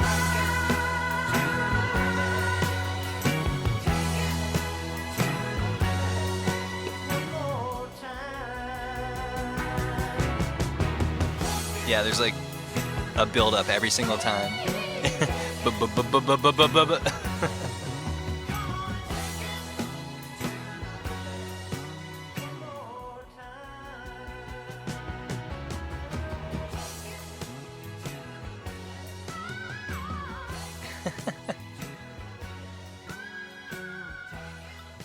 Some of those high-pitched, like, falsetto things, I'm guessing that's Don Henley doing that. Is like, how do you nail that out of nowhere? Like, if you're not breathing out, and then you are breathing out, and in that moment you're at that pitch. Whoopsie. Man, I never want autoplay. I can see that being like a huge anthem live for them back then. That's one where it's just like, you got your mid-tempo or your up-tempo, whatever you want to call it, like Take It Easy, boom, cut, boom, cut, boom, and the other ones that are like that. And then some of the slow, softer ones, they're nice, but then this one, the 6/8, oh my gosh, the 6/8, that's the key. That's the key for the sway. Just 1, 2, 3, 4, 5, 6, 1, 2, 3, 4, 5, 6. It's impossible not to do. I was doing it before I realized I was doing it. Yeah, and I didn't hear that like kind of upstroke thing except for in the beginning. I didn't notice it anyway. Maybe I just wasn't listening. Let's see. Yeah, there it is in the beginning. It was in there in the intro. Was it in there in the outro? No, it changed where they did it twice. 1, 2, 3, 4, 5, 6, and take it to the limit. Yeah, okay. So that's how that guy treated it. I don't know if that was Don Felder or if that was Glenn Frey doing that on guitar. I've heard it in other songs before Don Felder joined. So maybe it was Bernie Leadon. I don't know if he had left at this point. I don't think he did. Maybe it was him. Maybe that's his contribution. Wait, did I skip Desperado? Is Desperado not... Did I not put that on here?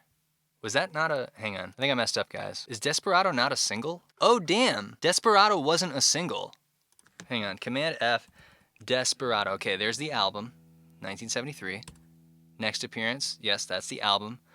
Wow. Tequila Sunrise and Outlaw Man were singles from Desperado. But Desperado wasn't a single. Is it under... Okay, other charted songs. No.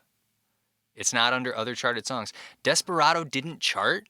Like, not at all. Not even like, yeah, it didn't get that high. It wasn't top 10. It wasn't top 20. Oh, it's a weird one. Like Tequila Sunrise, it only got to 64. No, Desperado didn't chart. That's crazy. That's so crazy. I'm going to listen anyway. Desperado, Eagles. At least like the first, We'll do a chorus and a verse or something.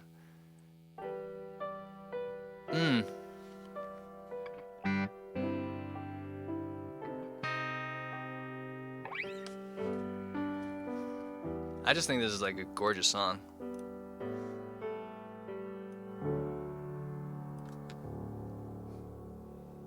Desperado. So much reverb, but it's a perfect amount. Won't you come to your senses? If a song is this lonesome, you can put that much reverb on it. Fences for so long now. Also, his vocal doesn't even need it. Like, he would sound amazing if you were 2 feet in front of him. But I know that you got your...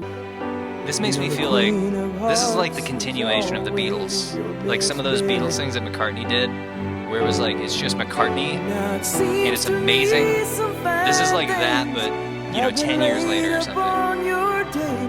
Not even 10 years. But you Gosh. only want 3 years the later. ones that you can't Who get. played piano in this? Did he play piano? Glenn Fry is the piano player. All right. Go listen to the rest of that. That's a cool song. I like that so much. I think it's so well executed. But yeah, not a single. Not a single. Didn't even chart as a non-single. Okay, we did take it to the limit. New Kid in Town. Okay, this is where my knowledge of the Eagles starts to fall off pretty steep because I didn't have Hotel California, and this wasn't on the greatest hits 71 to 75. So, let's see what New Kid in Town's all about. Electric keys. Don't remember electric keys in any of the previous ones.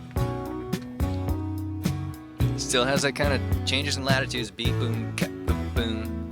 It's not side stick. It's just like a medium-tuned dead snare.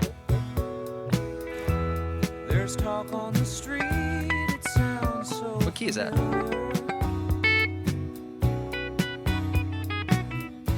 Oh, it's an E. great expectations. Everybody's watching you. Glenn Fry lead vocal. This doesn't actually sound that different from People you meet, the previous stuff they all seem that have this feel. At least to me, it's kind of like. Oop. even your old friends treat you like you're something new. Oh, that electric guitar sounds new. Johnny come lately, Oh, they still have that upstroke thing. Chick. the new Chick. kid in town. Everybody loves you,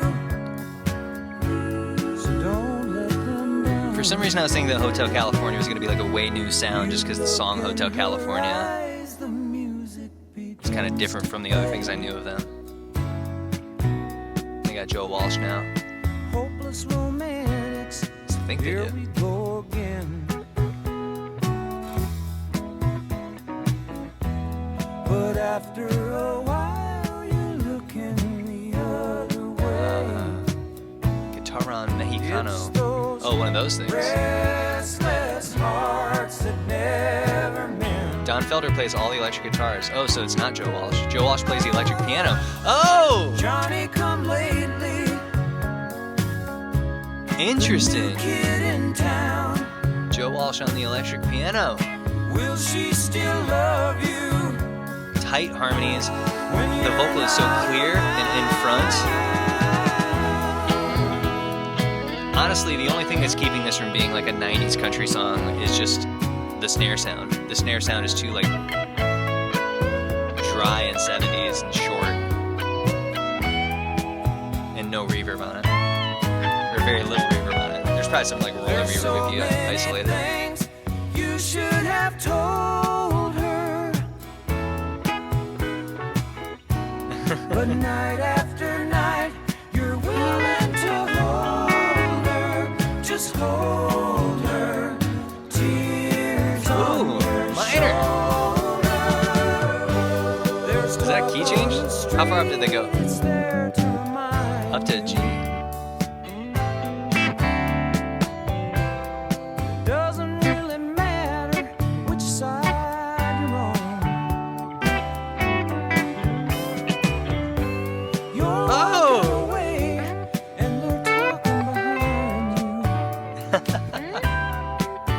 They will never I'm liking this forget left side you till guitar. Somebody new comes along. Oh!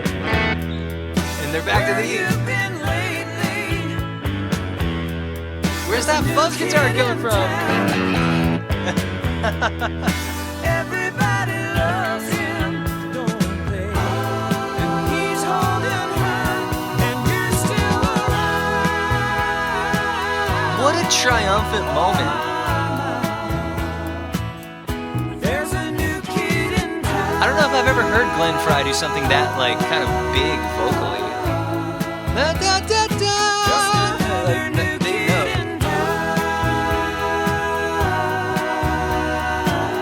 Like it's not a higher note than he sings, but he's singing it stronger than he normally sings it. Everybody's talking about the new kid in town.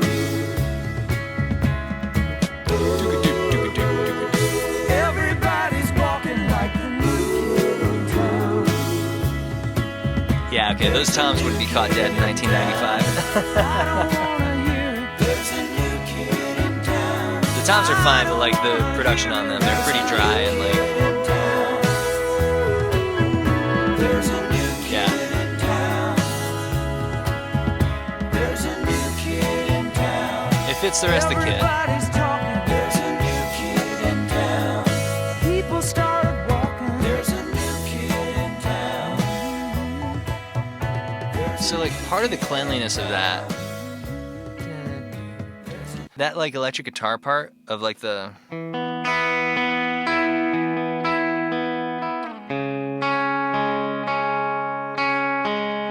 like doing that little arpeggiating thing, it wasn't exactly that. I played that way more Red Dirt Road than they did, but like think of it the other way. Imagine if it wasn't that. Like if you imagine that song where it's the new kid in town and it's just like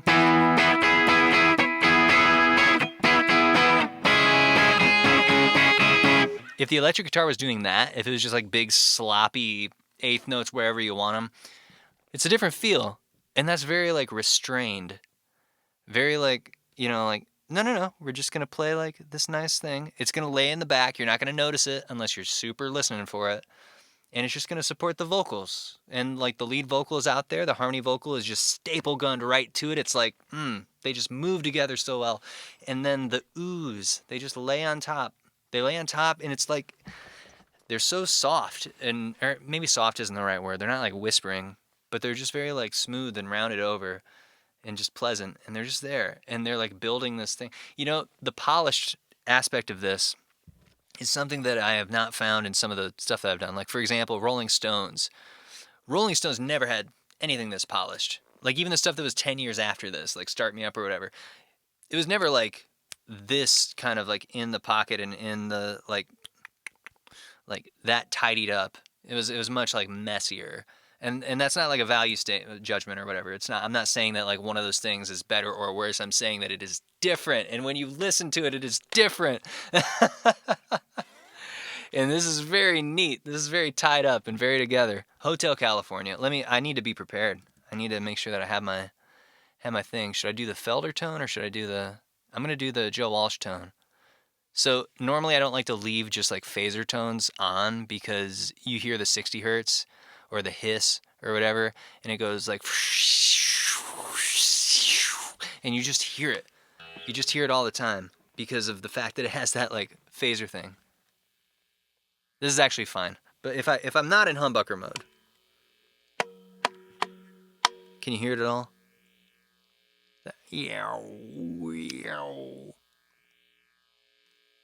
Yeah, just a little bit. But I'm going to have the Joe Walsh phaser tone for this, and I'm just going to chill and listen. The number of times I've listened to Hotel California all the way through, for sure, is single digits. In fact, it might be 0. I maybe have never listened to this all the way through before. It's kind of a long song. It's 6.5 minutes.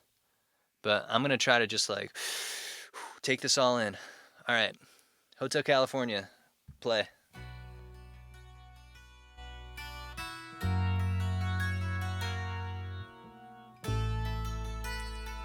All right, sparkly 12-string. I remember reading it was the acoustic guitar through an Echoplex through a Leslie. So you got delay, you got swirly. And then there's got to be some electrics on left and right here.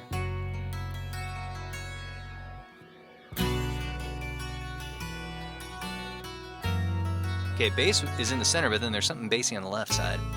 All the way left. Whoa, volume swell in with a Leslie on the right.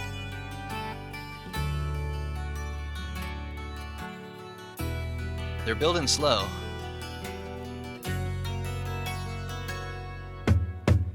On a dark desert highway, cool wind in my hair, Since when is the bass guitar the prominent instrument in Hotel California? rising up through the air. Boo-doo-doo, bit-doo-doo. Ahead in the distance, I saw a shimmering light. Boo-doo-ba-boom. My head grew That's a cool heavy thing. and my sight Is he grew playing with a dim. pick? I had to It's like stop really for the pokey. night. There she stood in the doorway. I heard the mission bell. And I was thinking to myself, this could be heaven and this could be hell. lead anymore. Joe Walsh, Fender, Telecaster, Felder with a Gibson Les Paul. There were voices down the corridor. I thought I heard them say, "Welcome to the Hotel California." Such a lovely place. So 3 electric guitars, because there's left and right, and then that one in the center just popped in out of nowhere. Ready a room at the Hotel What's the personnel? California. 5 guys. All right. Any time of year, you can find it here. 12-string acoustic, 6-string electric, drums, percussion, 12-string acoustic, electric guitar, organ, bass. She got a lot of pretty, pretty boys.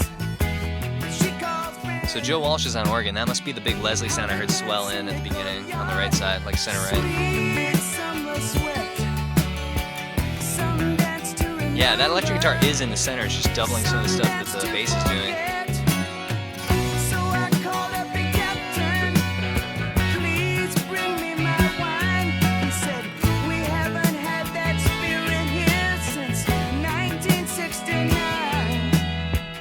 And still those voices are calling. Yeah, those center guitars are doing like what Queen does. It's just harmonies out of nowhere. Up in the middle of the night, just to hear them say, "Welcome to the Hotel California."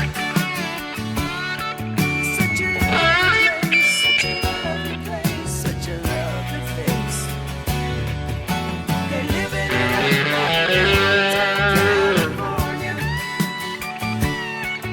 What a nice surprise, Mirrors on the ceiling, they pink champagne on ice. And she said, we are all just prisoners here of our own device. I like these little nursery rhyme type of patterns that Don Henley comes up with for hi-hat. Gathered for the feast. They stab it with their steely knives, but they just can't kill the beast. Last thing I Congas? remember, Those aren't toms. I was running for the door. I had to find I guess that falls under percussion. to the place I was before. Relax, said the night man. We are programmed to receive. You can check out anytime you like, but you can never leave.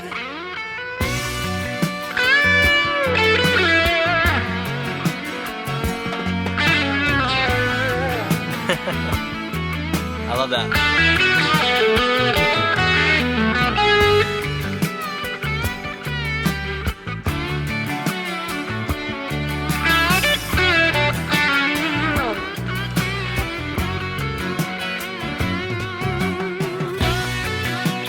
Okay, and then this one would be Joe Walsh. That was Don Felder, now it's Joe Walsh. Yeah, you can hear a little bit of phaser on that. Phaser's actually pretty subtle for a phaser. Like, I think it's just a phase 90, but... Yeah! He did the thing! Oh, damn, there is delay on that. There totally is delay on that.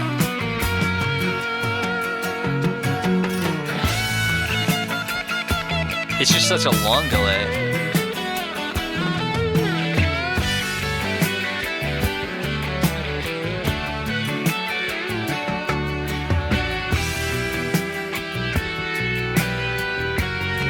When you go to a 5/7 chord like that with harmonized guitars, it just sounds like Robotnik music to me. It sounds like video game Sega Genesis kind of stuff.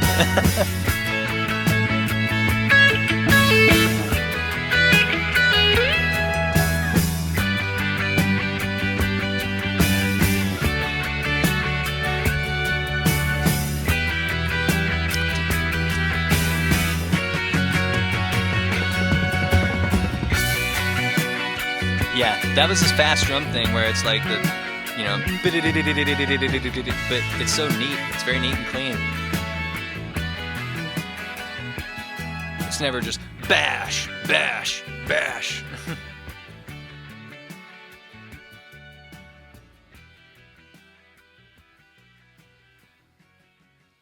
Wow.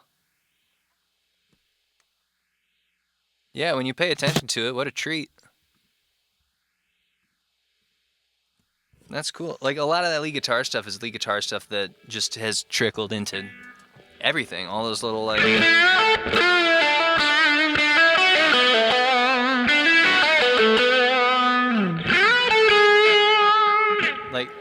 yeah, that's all in there. And then some of the stuff that was really high that was like that's kind of a different way to do it. Like normally that seems like a harmony part to something else. Whenever you have that thing where you're on the 4 and then you bend to the 5 and then you hit the high 1 and then go down to the 3, it sounds like it's the harmony part for because you play those together it's like that's the best I can do on one guitar. Yeah, all that was cool, and at no point did they go like they didn't do the tappy like they had to plan that out. I mean, the Wikipedia even says like they sat down together and they like worked it out. They worked out those parts. You would have to. Like you can't go rogue when you're doing such tight guitar harmonies. Both of you have to understand what's happening. You don't necessarily have to know the other guy's part, but you do have to know your part, and you have to know and trust that the other guy's gonna not like start just going like, okay, so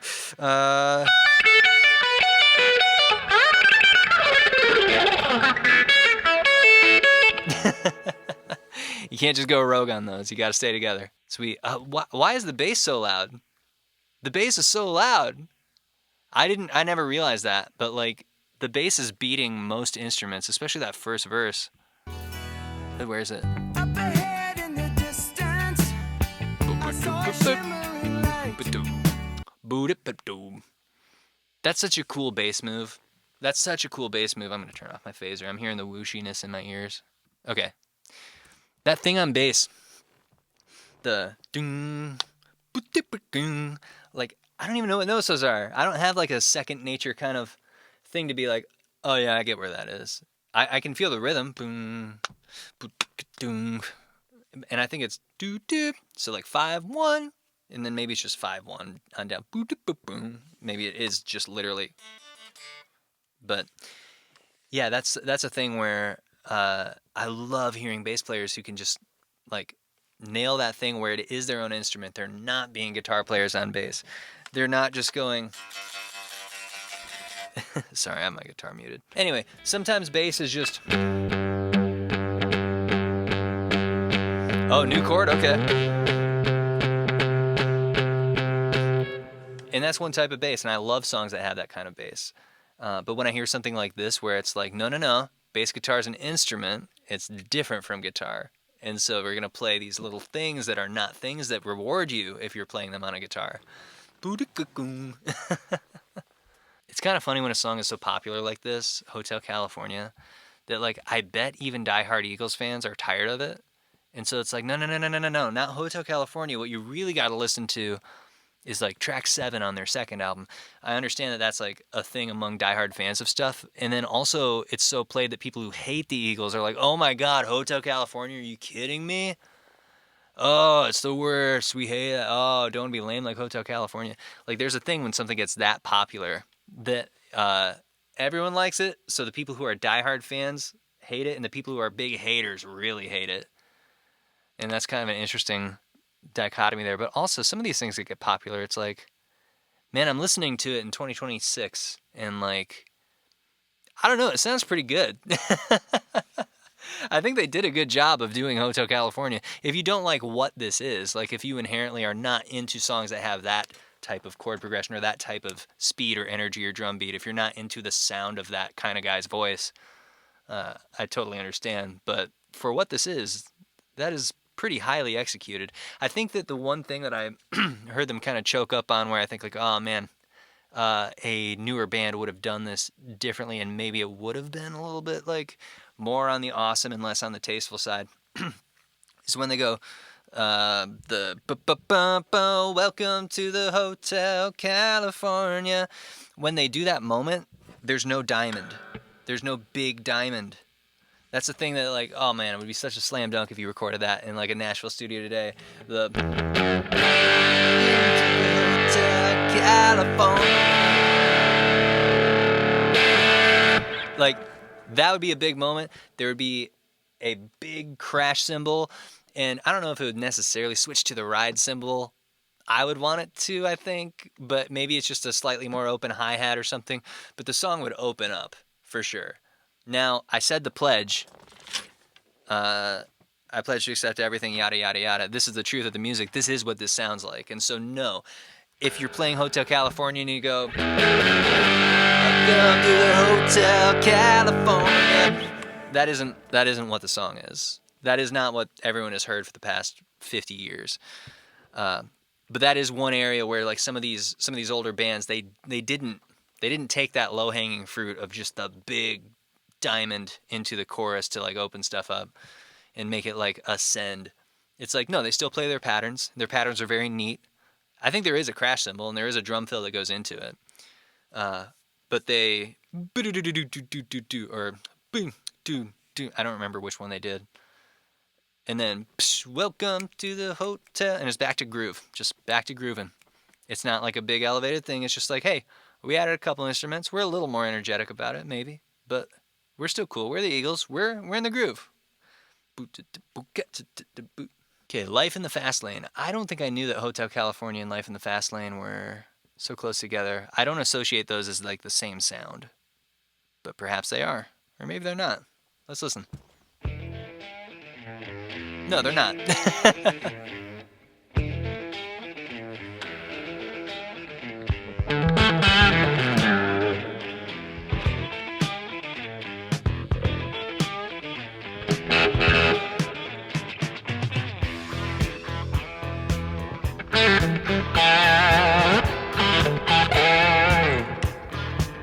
He was a hard-headed man. He was brutally handsome. That lead vocal sound is specific. She held him up. Okay, just listen to the difference. Hang on. This is Hotel California. My head grew heavy and my sight grew dim. I had to stop for the night. So for sure, one vocal. Like one, and I mean like not just it's Don Henley, not just it's one vocal track, but like it's a singular sound. It's a guy on a microphone. And then this, And he held up for ransom. that's like a really short reverb or something, or like a short, there's too much of it. It's too like, it's too misty, too foggy, whatever, to be like just a single delay. It has to be like a reverb or a room mic. Would they room mic a vocal in like a small vocal booth? How close? This is 76, and so it's not like the big gated reverb 80s thing that I explored a couple episodes ago. Part of the cold, cold city. But I feel like this is the vocal sound in Reputation as a cruel dude. Was ruthless. Jig Is Up, News Is Out, Finally Found Me, Had one thing in common. Renegade. Good and bad, she say. Best of best. And then that's total disco drum beat. 4 on the floor with the hi-hat offbeat. Surely make you lose your mind. Life in the fast lane. But that guitar lick is like a rock guitar lick. That's almost like a Black Dog kind of unison guitar lick. Are you with me, son? Eager for action, hot for the game, the competition, the game. They knew all the right people. Man, there's a lot of different like little pieces of music here. Outrageous parties, they paid heavy Like a super clean, kind of out of place country bend, and then that like big ninth chord that's like a funk thing, and pretending not to notice. She then just the rock licks. out every evening until it was light. Yeah, that. What is that guitar in the center that's like pure clean, and then doing these big chords, like extended chords.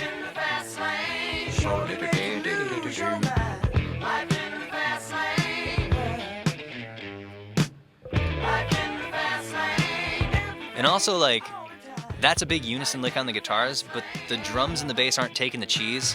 They're doing their own unison lick that's, like, fitting kind of, but not completely between that unison lick. Oh, and this must be the Joe Walsh slide.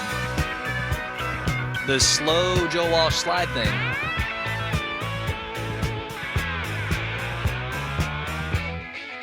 So that's that.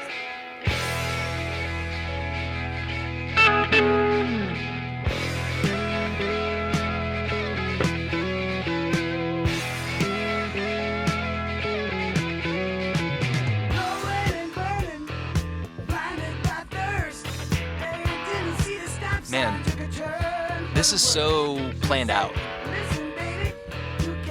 There's not like a lot of like fluff or like mess in this at all.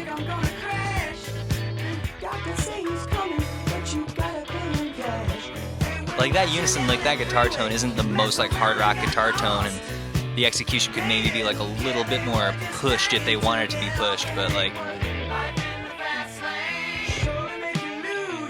arrangement wise, this is very orderly. All the time.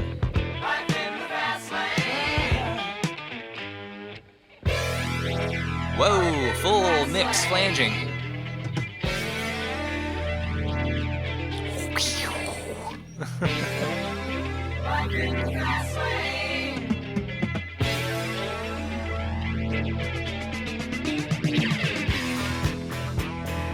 You know what I like about that? They got out of it. Like they did their thing for that moment, and then they didn't then continue it for the rest of the song.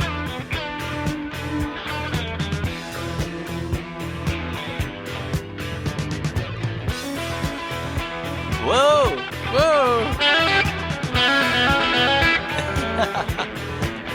Like the Steve Miller Band going on. Oh!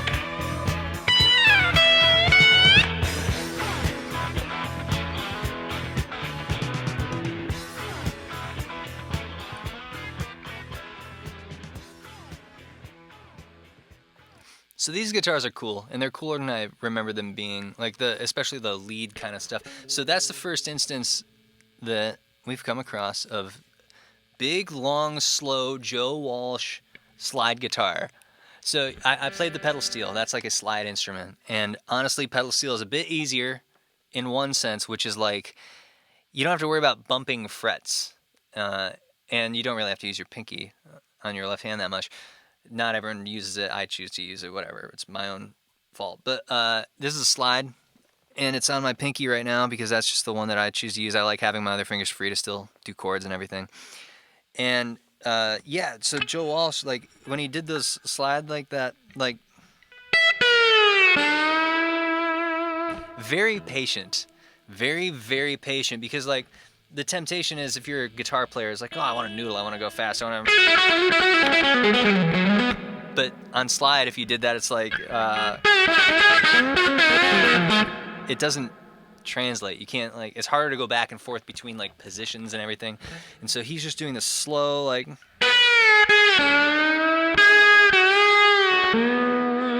you know, that kind of thing. And I want to listen to it again. I want to get some of those notes in, because there's like a certain thing that makes me know it's him, because I've seen him do this before in videos and like on TV.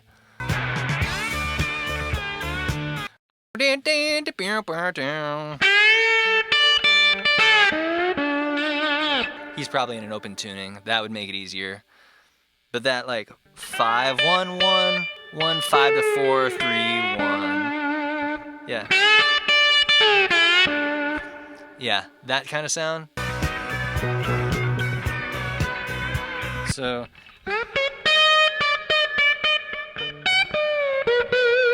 something like that. Yeah, it's almost like the Hotel California thing of like the, like kind of in that area. But I think it's with slide. I don't know, the slide like went sort of stereo left, right, and then back to the center. So maybe it's the two different guys, I don't know. And then that's the Rolling Stones lick, but in reverse. Instead of, it's the opposite.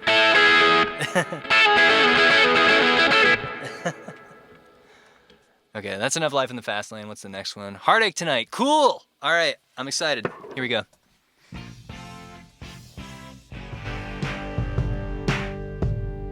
Whoa! This is a totally different drum sound. Completely different. That's like a triggered clap or something. And then the kick drum just sounds like a tom or something. It has so much ring. Boo! Boo boo! It's not a 70s kick anymore. It's not that tight little like just doop.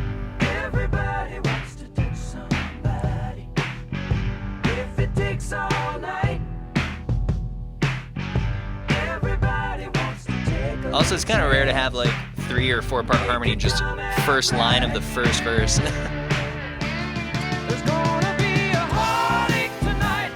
A heartache tonight. I know. Oh, yeah, that bass. And like a sloshy hi-hat. A heartache tonight. A heartache tonight. I know. Lord, I know. I forgot that this is Glenn Frey. He's going for it. Some people like to stay out late. Some folks can't hold out that long.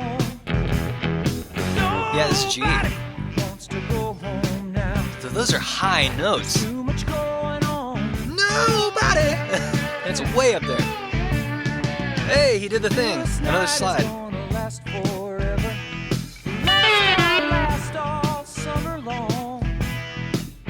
Sometime before the sun comes up. Man, that kick drum's so weird. You can hear it like farting out of the poof, poof, poof. There's gonna be a heartache tonight. A heartache tonight. It's gonna be a heartache tonight. A heartache And it seems like that slide guitar has the same like kind of reverb effect, short reverb room thing that the vocal did on the last one. tonight.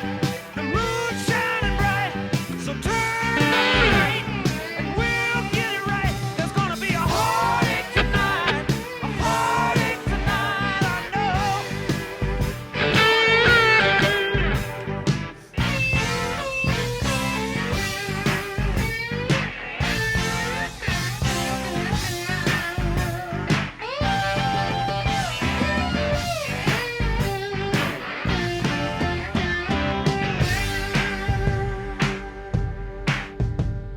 Okay, so that thing on slide, it's like I don't know how he stays so in tune, especially for 1970s, because like that was not the time for things to be in tune quite yet.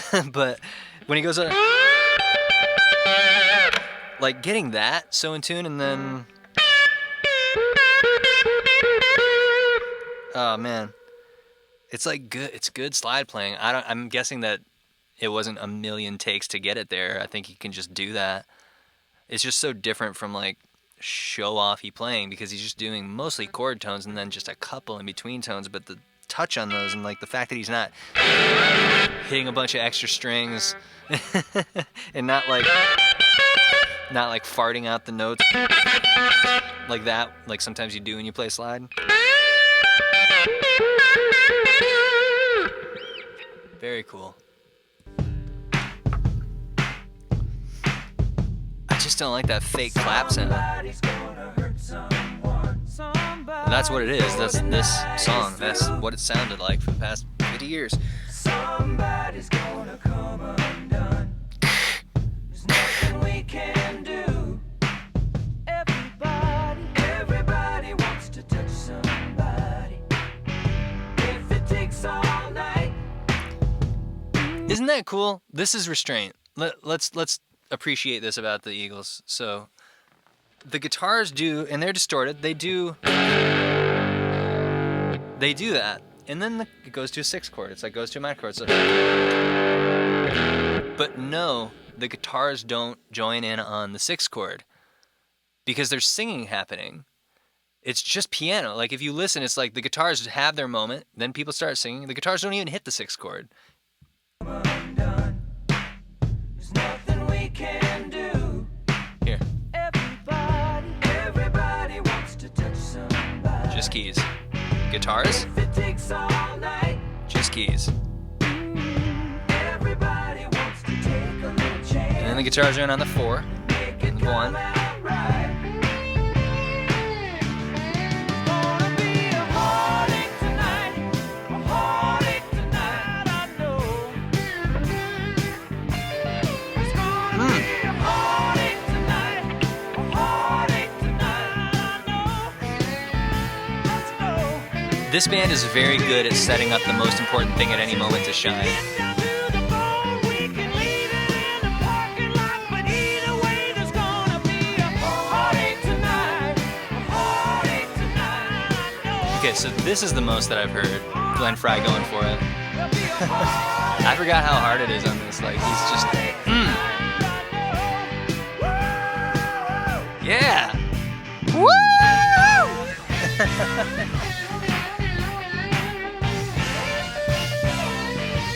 Break the hump.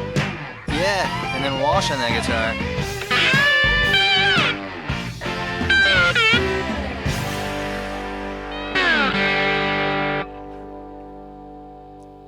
Alright, I want to figure out what that guitar thing is. I want to figure out what that is, the slide thing. Okay, so right now I have a guitar tone, and there's no reverb on it at all. Okay, so this is a guitar with like normal reverb, for me anyway. The mix is higher than normal. Like normally I have the mix down here, and so it's like...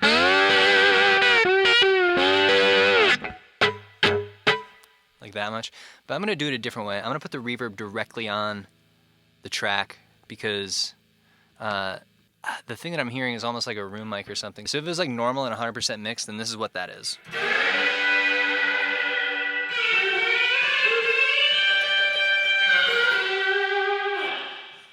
And it's kind of like you're hearing it from across a gymnasium or something, but if you shorten up the time, then it like...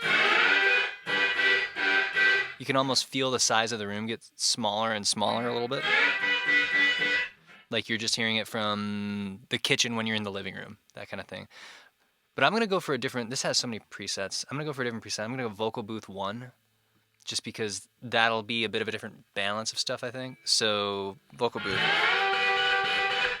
Yeah. Yeah, it just tails off. It nosedives so quickly. So, that's what I'm going to start with, but I'm going to blend just a little bit of dry in. So it's 80% wet mix, but that seems more... it's still crazy, but I'm going to see how that compares with the actual slide in this. I'm just going to go to the middle of it. Okay, so... I don't know, reverb levels might not be that far off. I'll shorten it even more. And then darken it some. Let's see here. If I just do that, which I'm making the high ratio, whatever. This is like way deep in reverb stuff, but basically I'm shortening the time of the high frequencies. There we go.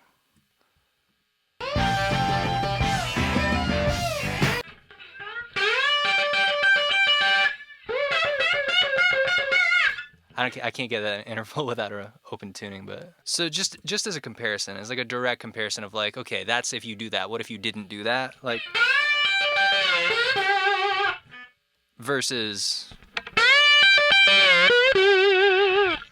like there's a level jump, but it's the ambience. It's like, this is direct, it's right in your ears. And then this is kind of like you're hearing it from across a room or something. So I'm hearing that. I don't know if it's just a distant mic. It could be that, or it could be reverb. But when Don Henley's doing that with the vocal here, I'm gonna put this on the vocal. I'm just gonna drag it up to my talk mic if I can. Put it right there. Yeah, just like that. So like, is this a valid vocal sound? Life in the fast lane. I don't know. It's hard for me to tell. This is one of those things where I would like record it and then listen to it back and kind of adjust from there. This is 80% mix, and then this would be 60% mix, and then this is 40% mix on that type of reverb where it's just so short. 20% mix, now it's just barely there. This is bypassed. So nothing, and then 20%, and then nothing, and then 20%. But if it's 100%, then it's like this. Woo! Even if I'm right up on the mic, I'm right here. You can see me. Unless you're listening to the podcast version, which is also an equally valid way to consume this. Anyway, that stuff is interesting to me when I hear a guitar that kind of has that, or a vocal that kind of has that thing where it's like, okay, that means that if someone is expecting to hear it that way, if it's something that was recorded that way, with that amount of like room sound and sort of, I don't know, fuzziness to it, not fuzz like distortion, that amount of like blurriness to it, and then you come in and you're like, oh yeah, I totally got it, don't worry, man, I got you.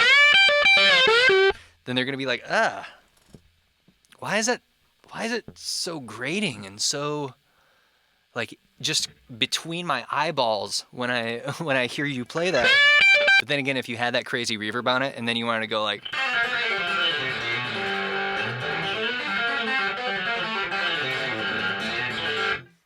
then that doesn't really pack as much punch as if you're going.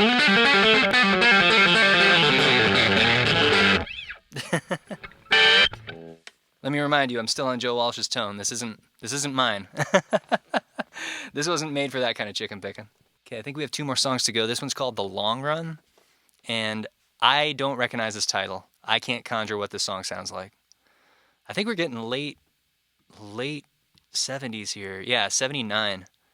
So this could be like way disco, just judging by the time period and nothing else. This could be very disco. It could be poots, cuts, poots, cuts. Could be that kind of Billie Jean drum beat. Let's see. Nope, not at all.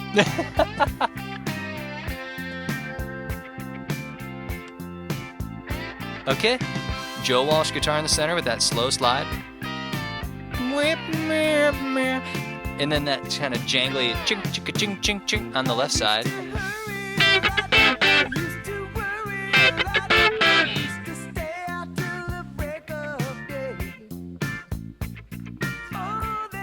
That same anticipate kick drum beat. Boom, cut, boom, boom, boom. This one's a bit slower than the other ones that have had that though. This feels like it's 105 or something. Cool organ. Right side. B3 thing. Oh, I do know this song. Let's see. And no, too fast. Too slow. Too fast.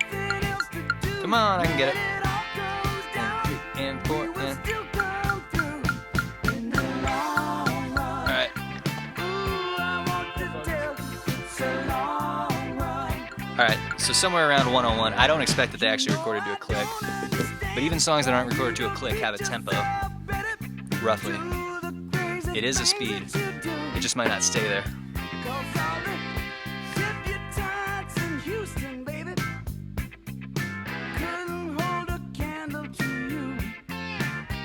I count like 5 guitars in here. They're not all playing at the same time, but like certain things are not on the same track as each other. There's harmonized guitars, there's left rhythm, there's like a center rhythm thing. Organ on the right. Are those horns? I think they're horns.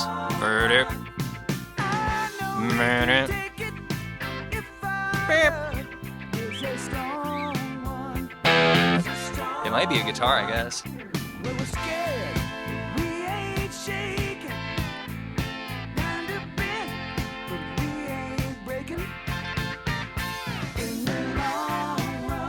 Let's see here. No, there's no horns. It's just a fuzzy guitar.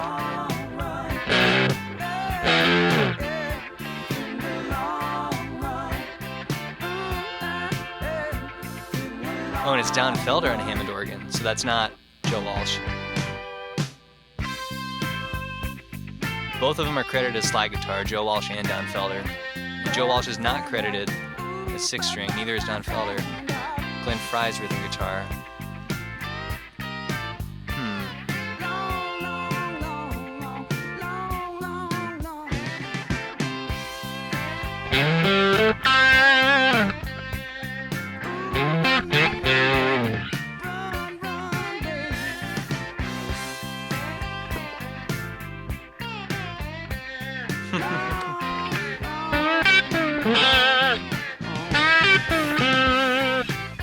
In an open tuning, that'd actually be really easy because it's all in the same fret. On standard tuning, that kind of lick gets really difficult. Man, that's like a 2000s commercial length song. Yeah, just easy going. The way that they are able to like be so calculated about where the guitars are hitting and stuff, because there's, especially if there's no horns, if those like, if those are actually guitars, which apparently they are, then like, yeah, the restraint to just have those do that kind of thing and not be a...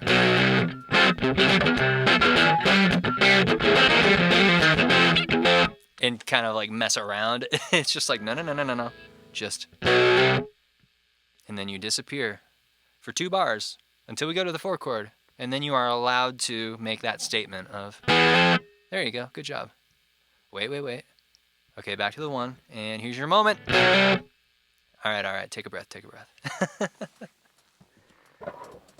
Yeah, more Joe Walsh slide. I do that for some reason. His slide playing is like seemingly very identifiable. Granted, it's an Eagles episode, and so I know that it's the Eagles, and so I know it's Joe Walsh.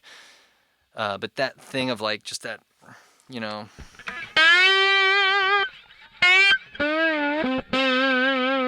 Like never in a hurry to get anywhere. But he gets there, and he gets there with good touch. I mean, they didn't keep a bad take, but I don't know if there were bad takes. Yeah, these are all like nice little things to listen to. They aren't blowing my face off. There's nothing in them that's like, whoa, holy crap, are you kidding me? You know, it's not Van Halen, and it's not like Drag the Waters by Pantera. I had never heard that before doing this show, and then I did that episode on Patreon, and like it was like, holy crap. This is some of the hardest, angriest sounding licks. There's none of that in here. It's just very nice and very pleasant and well done. Okay, last song. This is the one that has a music video. When I was going through and opening tabs, it was like all of them was like, yes, official audio, perfect. Auto-generated by some soulless machine, but that means that it's the actual audio. It's not a fan edit. It is not a different take. It is not an MP3 from 2005. It's just the song, and I like that, and I appreciate that. They even like took the time to make the background sparkle a little bit in some of these things.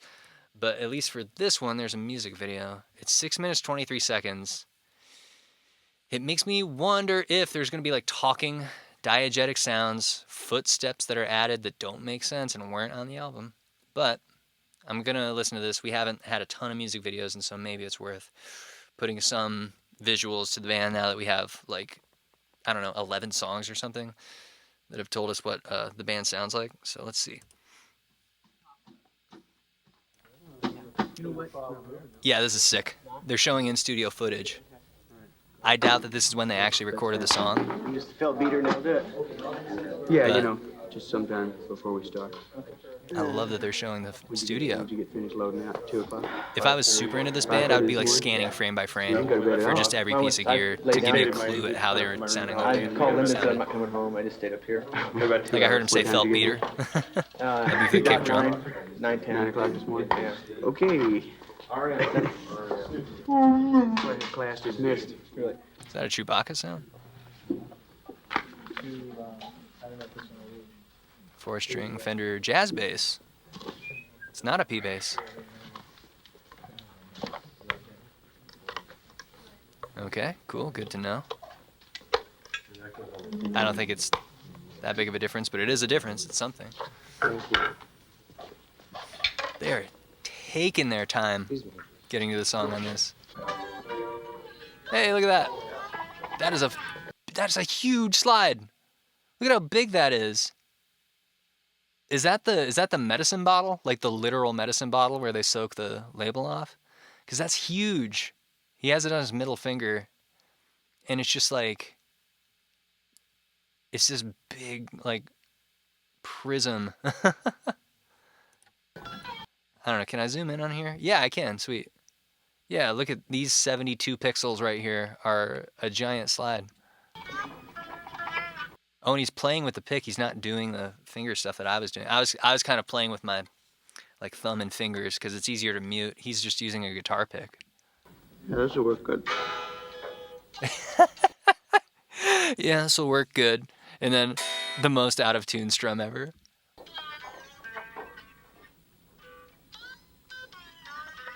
Okay, let's get a stand. Just put it out there. I don't know what we'll do first, but... It blows my mind that this is the official music video for a famous Eagles song. Because, like, who cares about this? Except for me, I care the most about this kind of footage. And audio.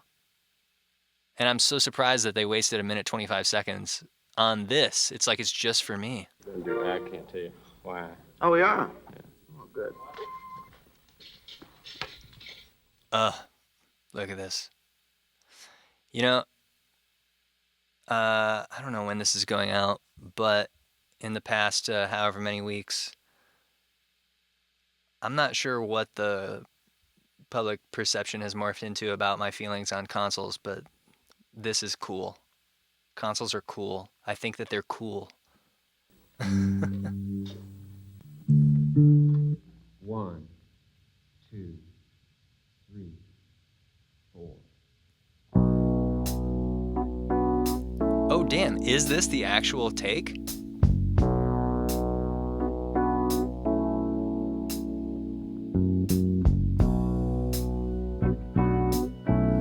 It sounds like a studio recording, but it's note for note. Like in the visuals, I'm not seeing anything that would. Hey, look at this, look at this, look at this. Look at this. No bottom heads. Do you see that? I'm looking at Don Henley's toms. He does not have a bottom head on his 2 rack toms. Does he have it on the kick drum? He does have a head on the kick drum. This won't be super relevant for you guys until I come out with my drums video, but this is not nothing.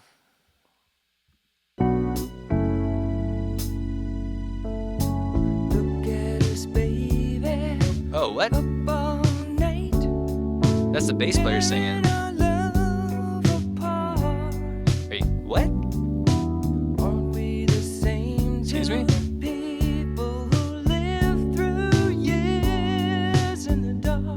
Personnel.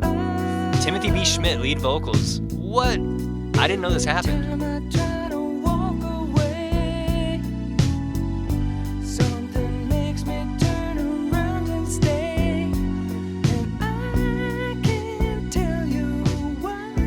Now, I don't think this is the master vocal. My guess is that it's not actually that, but it's cool to see them all do this together and like. What is that? What? Okay, so what I'm seeing is Don Henley playing the drums. It sounds like a big fat snare drum, like a big fat 1980s snare drum. And by the way, I think it's 1980. What happened? What happened on December 31st, 1979, where the clock ticked to 12 and suddenly snare drums got lower? That's so weird. It's so weird that the reverb got turned up and the snare drums got detuned. It's so consistent too. Just big thud, thud, boom, boom. But what Don Henley is doing here that I was catching is that on the backbeat, he was hitting the second rack tom with the snare drum. So boom, boom. So is it really a big fat snare drum, or is it a normal snare drum with a big fat dead tom along with it?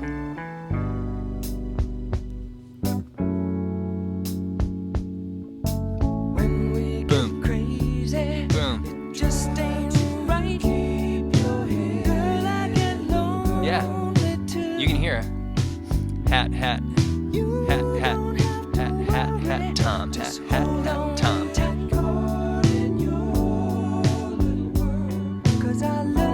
And look at how taped down it is. You can see this right here. I don't know exactly what this is. It looks like tape. It could be something else, but it is padded down. This thing is not going to be ringing.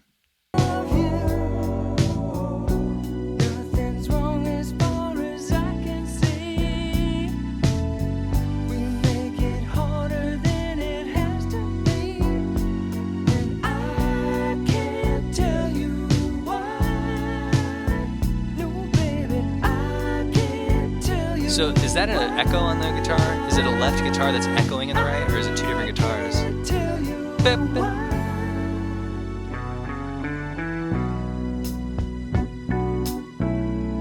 There's a there's a synthesizer somewhere in here.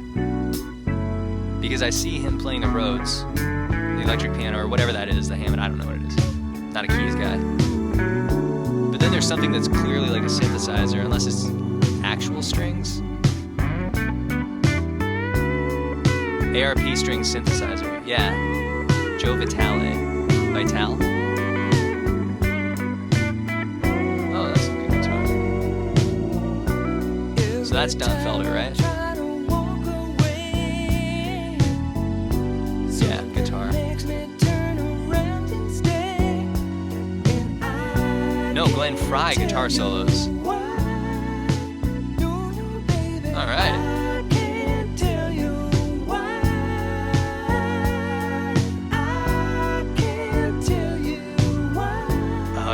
it's Don Henley's voice on that background vocal. I can't tell you why.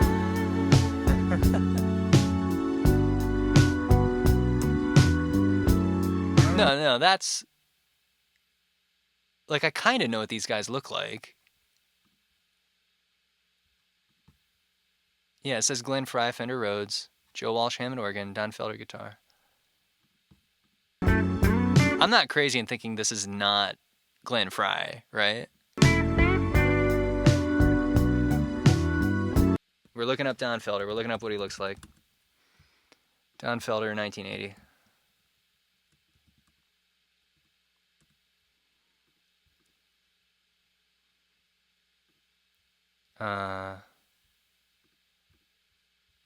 Yeah, it's that guy.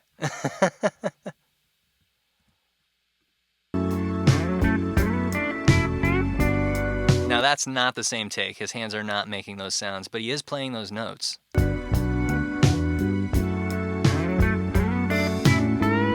He is not playing those notes. That was not the same.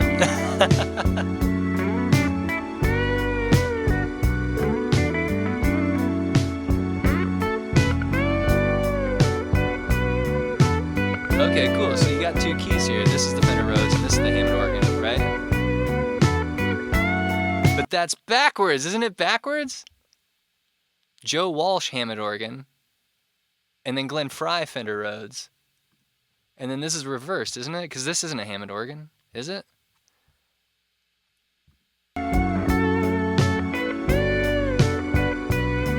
Oh, this isn't a Hammond organ either. This is something else. I'm sorry for the start and stop for the audio listeners. I'm like zooming in on a picture.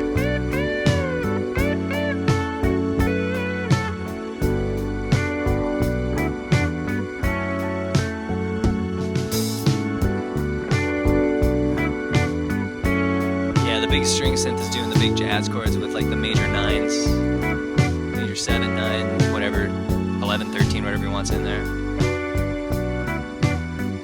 Just throw every note, the major key in there, and just make sure it's higher than the bass guitar, and then it'll form something. Ooh.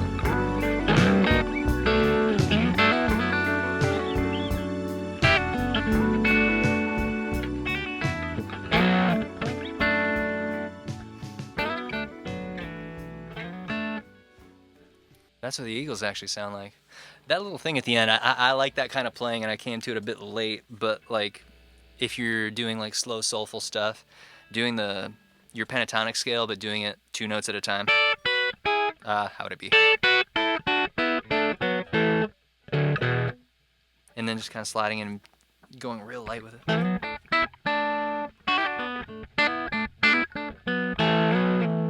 Yeah, there's some fun stuff that you can do in there.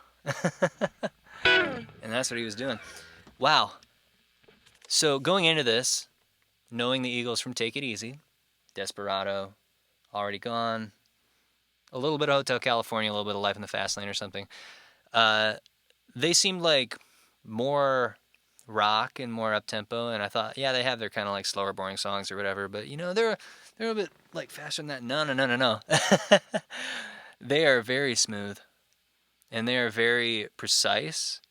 And you know, I do remember hearing this like kind of connotation about the Eagles that they're really, I don't know, they're very precise with their musicians. They want the notes to be what the notes are when they play live. And I used to think like, oh no, man, you just gotta go, you gotta play from your heart and whatever. But then like the more I have done music and the more I've played with people who play from their heart, it's sometimes that, and that can be really cool. And sometimes it's just, oh, they didn't learn that. And so they can only play from their heart. It's really awesome when someone learns the song and knows all the chords and knows all the hits and knows all the parts. For example, in some of these verses of these songs, yeah, you got to know that it goes like G to E minor. However, the guitar doesn't play anything on E minor. So if you're the guitar player, don't play anything on E minor. If you're playing from the heart, sometimes it's like, God is gonna, and then, oh, the night is through, somebody's is gonna, you know, and instead of doing all that, playing from the heart, I bet that Don Henley is someone who'd be really annoyed if you showed up on the Eagles gig and you were doing that. I bet that he would probably be someone who would say, could you not play something on the 6? Just stay out on the 6? Okay, cool, thank you. I've never met Don Henley. I don't know anything about Don Henley. Just something about the way that he looks in different like publicity photos I've seen, where he kind of has like the pursed lips. It seems like someone who would be he's not like wheeling and dealing compliments or something. That's just the perception that I get. I could be totally wrong about that. But it seems like someone that if he said, "Hey man, really good job there," like that would go a long way. That would fuel you for the next like couple years. So takeaways, what's important about the Eagles, break down the different elements. Okay, the drums are 70s. They're just so 70s. Maybe this is why 70s drums are that. Maybe that's why I have that in my head, but like short, little taped down snare drum that's kind of high. The toms don't have like a ton of ring and they don't have a ton of reverb. They're not super like pristine, pressed against the glass kind of toms. Like they're not Metallica toms where it's like boom. It's just like boop, like that's all that is. Small room kind of drum sounds. The drum attitude is like very well kept. Yeah. It's not like it's none of that. Don't worry about that. We're not doing that here. This is the Eagles. We're not doing that. The bass guitar is the 70s bass sound. It's a 70s bass sound. I don't know how else to put that, but like there's this 70s bass sound. I'm gonna do You Had to Be There. This is live. This is like a live. Oh, I can't believe I spelled it wrong. That was my hands. That wasn't my brain. So like this bass sound right here. Read dozens of books about heroes and crooks. Yes, I learned much from both of their This is recorded 77 or 78. Son of the sun, son of the sun, son of the son of the sailor. So for some reason, that 70s bass sound is something that sticks in my head. I don't know exactly what it is, though. I don't know what makes that different from when I plug in with my bass and I'm copying stuff that I really like that's a bit more modern. What makes that different? Like, it's going through an amp, I think. And so maybe it's like a roll-off. Maybe it's like, hey, this is an amp that has a 15-inch speaker, and so therefore it isn't reproducing anything above 3K or 4K. Maybe that's part of the sound. Maybe it's a little bit of distortion, but I didn't hear distortion. I don't think that's not the main thing. Whatever it is, that's not the main thing. It's usually a P bass or like a jazz bass, and I think it's still on the neck pickup. I don't think it's like a bridge pickup sound. That's something I'll have to dig into when I'm doing like like a video about bass. I don't even have a video about bass in the works. I have everything else, but bass for some reason is being a bit neglected by me. Yeah, I have to figure that one out, because in like more modern music, bass takes up like just all of the low end. It's like a big thing, and when it hits, it's like boom, boom, boom, boom, like it's really there. And then in this and in other 70s music, it can be like a bit more melodic and a bit just like occupying a bit of a smaller space, and so like its punches feel different. They just feel a bit different. It isn't always connecting with the kick in the same way, where it's like under 300 hertz, it's just like boom, everything all at once, slapping you in the face. It's not really that. Anyway, I'll figure that out someday. But a lot of acoustics, and the acoustics are very nice.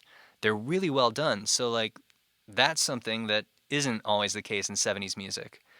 A lot of 70s music has really sloppy acoustic guitar playing, and it gets kind of tinny, and maybe it's like an electric guy playing acoustic or whatever. And in this, it's like, no, they're very just nice, measured strums.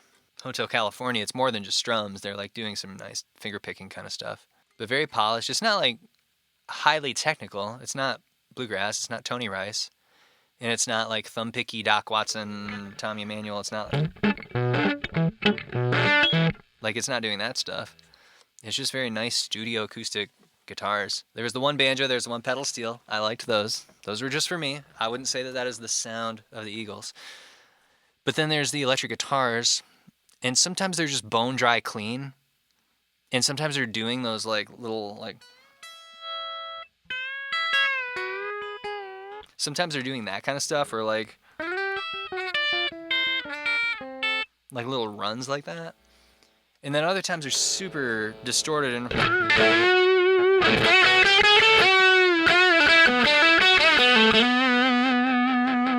so they kind of run the gamut. They never have big power chords though. That is something I noticed. Like the biggest power chord they might have had is like when they go, and that's kind of it. It's never driving. Yeah, so I'd say Eagles. If someone said, hey, can you give me an Eagles rhythm guitar part? I can eliminate driving power chords from that. Like, no matter which of these songs they heard, they never heard. That's never part of it. Or like, not even the palm muted ones. The rhythm guitar is either nothing or it's like.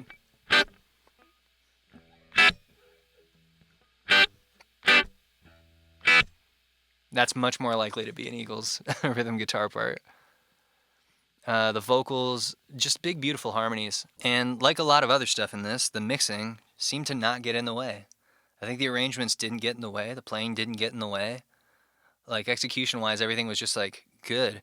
The mix never had any like huge moments necessarily. Like maybe in Take It to the Limit, they would like, take it to the limit one more time. And then there'd be like these stops. Everyone stops and you just hear the tail of the reverb. There's a chance that when they did that, they like pulled down faders, put up faders, or like hit mutes, unhit the mutes. They could have done that. But overall, the mixes were just like, it all seemed appropriate. Not a lot of distractions. Very different from Rolling Stones. I will say, like, doing the Rolling Stones episode, it's like, man, they just like went in there and just threw anything at the wall. And some of the guitar parts were really cool ideas and some of them were really well executed. But then they left other stuff in there that was like kind of distracting.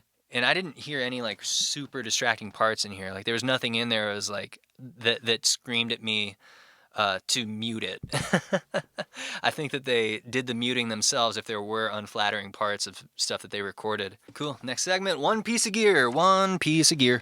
So every episode, I'll show you one piece of gear. And I don't want this to be a focal point of everything that I do. However, I know that I make some YouTube videos that talk about gear, and so people who watch this are interested in gear. So I'm just going to keep it to like one segment for this thing. I'm going to talk about these. These right here. I got to move my microphone so you can see. Look at those in the background. You see the silver thing? Silver thing with the green lights, and then the black thing with the green lights. Those are Universal Audio Apollos. And the top one is a Apollo Quad. It's the Firewire version with the added Thunderbolt card. And then the one below it is the 8P. They are circa like 2014, 2016 or something. I definitely bought the black one used. I think I got the silver one at a discount or something. And I have those as my interface because I have those as my interface. Sometimes that's it. Sometimes that's all it is. I was looking at the Behringer Wing when it came out like 2 years ago or 3 years ago or something, the wing rack, and just seeing 24 mic preamp inputs on the back, combo jacks. Like you could plug in 1/4 inches if you want to, you could plug in XLRs if you want to. It can do any sample rate. And I was just thinking like, man, if I could just start over, I could get 24 channels for like $1,800 or something. I just feel like that kind of stuff is getting better and better as far as just giving you more in a smaller space for a smaller price. But I have these Apollos, and I like them. I don't have a reason to sell them. I guess that if I was really min-maxing my gear budget, I could sell those, and I could get a Behringer wing rack, and I could figure out how to get all of it set up as comfy as I have this set up. But I guess that like not every piece of gear is like an expression of who you are as a person, and you don't have to have such a tight attachment to it, because I just plug into these things and they work. I could also plug into other things and those would work, but I just happen to have these. A bit of a different attitude today. If I'm talking about my telly, I'm like, man, this is an awesome telly. I love this telly. Okay, next segment. One thing I think. Okay, so when I'm at a grocery store or Home Depot or whatever, and I'm at the checkout, and I see a little glass circle on a screen, and then I see my own face as I'm checking out and scanning things, I just feel creeped out. I reserve my right to just be creeped out. I'm not telling anyone to do anything different. I'm just saying I feel creeped out. I haven't always thought like that. I used to not think it was a big deal. Seems like it's maybe kind of a big deal the way that it has snowballed, but I don't know. Last segment, plug the B-side. The B-side! Do you know what the B-side is? It's the Patreon for this show. Actually Sounds Like has a Patreon, patreon.com/Actually Sounds Like. If you enjoyed this, I'm going to do this exact same thing, but for a different band, and I do that every single week. So this is my 6th episode, and then for each of those, I've done a related artist over on the Patreon, so you can go check that out at patreon.com/Actually Sounds Like. And for this one, it's going to be a band that is from a similar time period. It has similar big harmonies and is similarly enjoyable to listen to in the few songs of theirs that I've listened to before. And so we have the Eagles for the main feed, and then on the Patreon feed, Fleetwood Mac. We're going to do Fleetwood Mac. Yeah, my mom and dad's wedding song was Stevie Nicks, and I know that she likes Fleetwood Mac a lot. I've played the song Dreams before. I've engineered a band who did Go Your Own Way. I remember that. And I also know that it's a band that has had many different eras with different lineups. So I'm looking forward to that. I've liked stuff I've heard from them before, and I kind of associate in my head with the Eagles. Maybe they're way different. Maybe it's a completely different thing. I think they're from a different continent, so it could be way different. But I'm going to find that out. If you want to join me with Fleetwood Mac, then you can join the Patreon. It'll be available immediately, right now. So thank you guys for hanging out, listening to some music, and I'll catch you in the next one.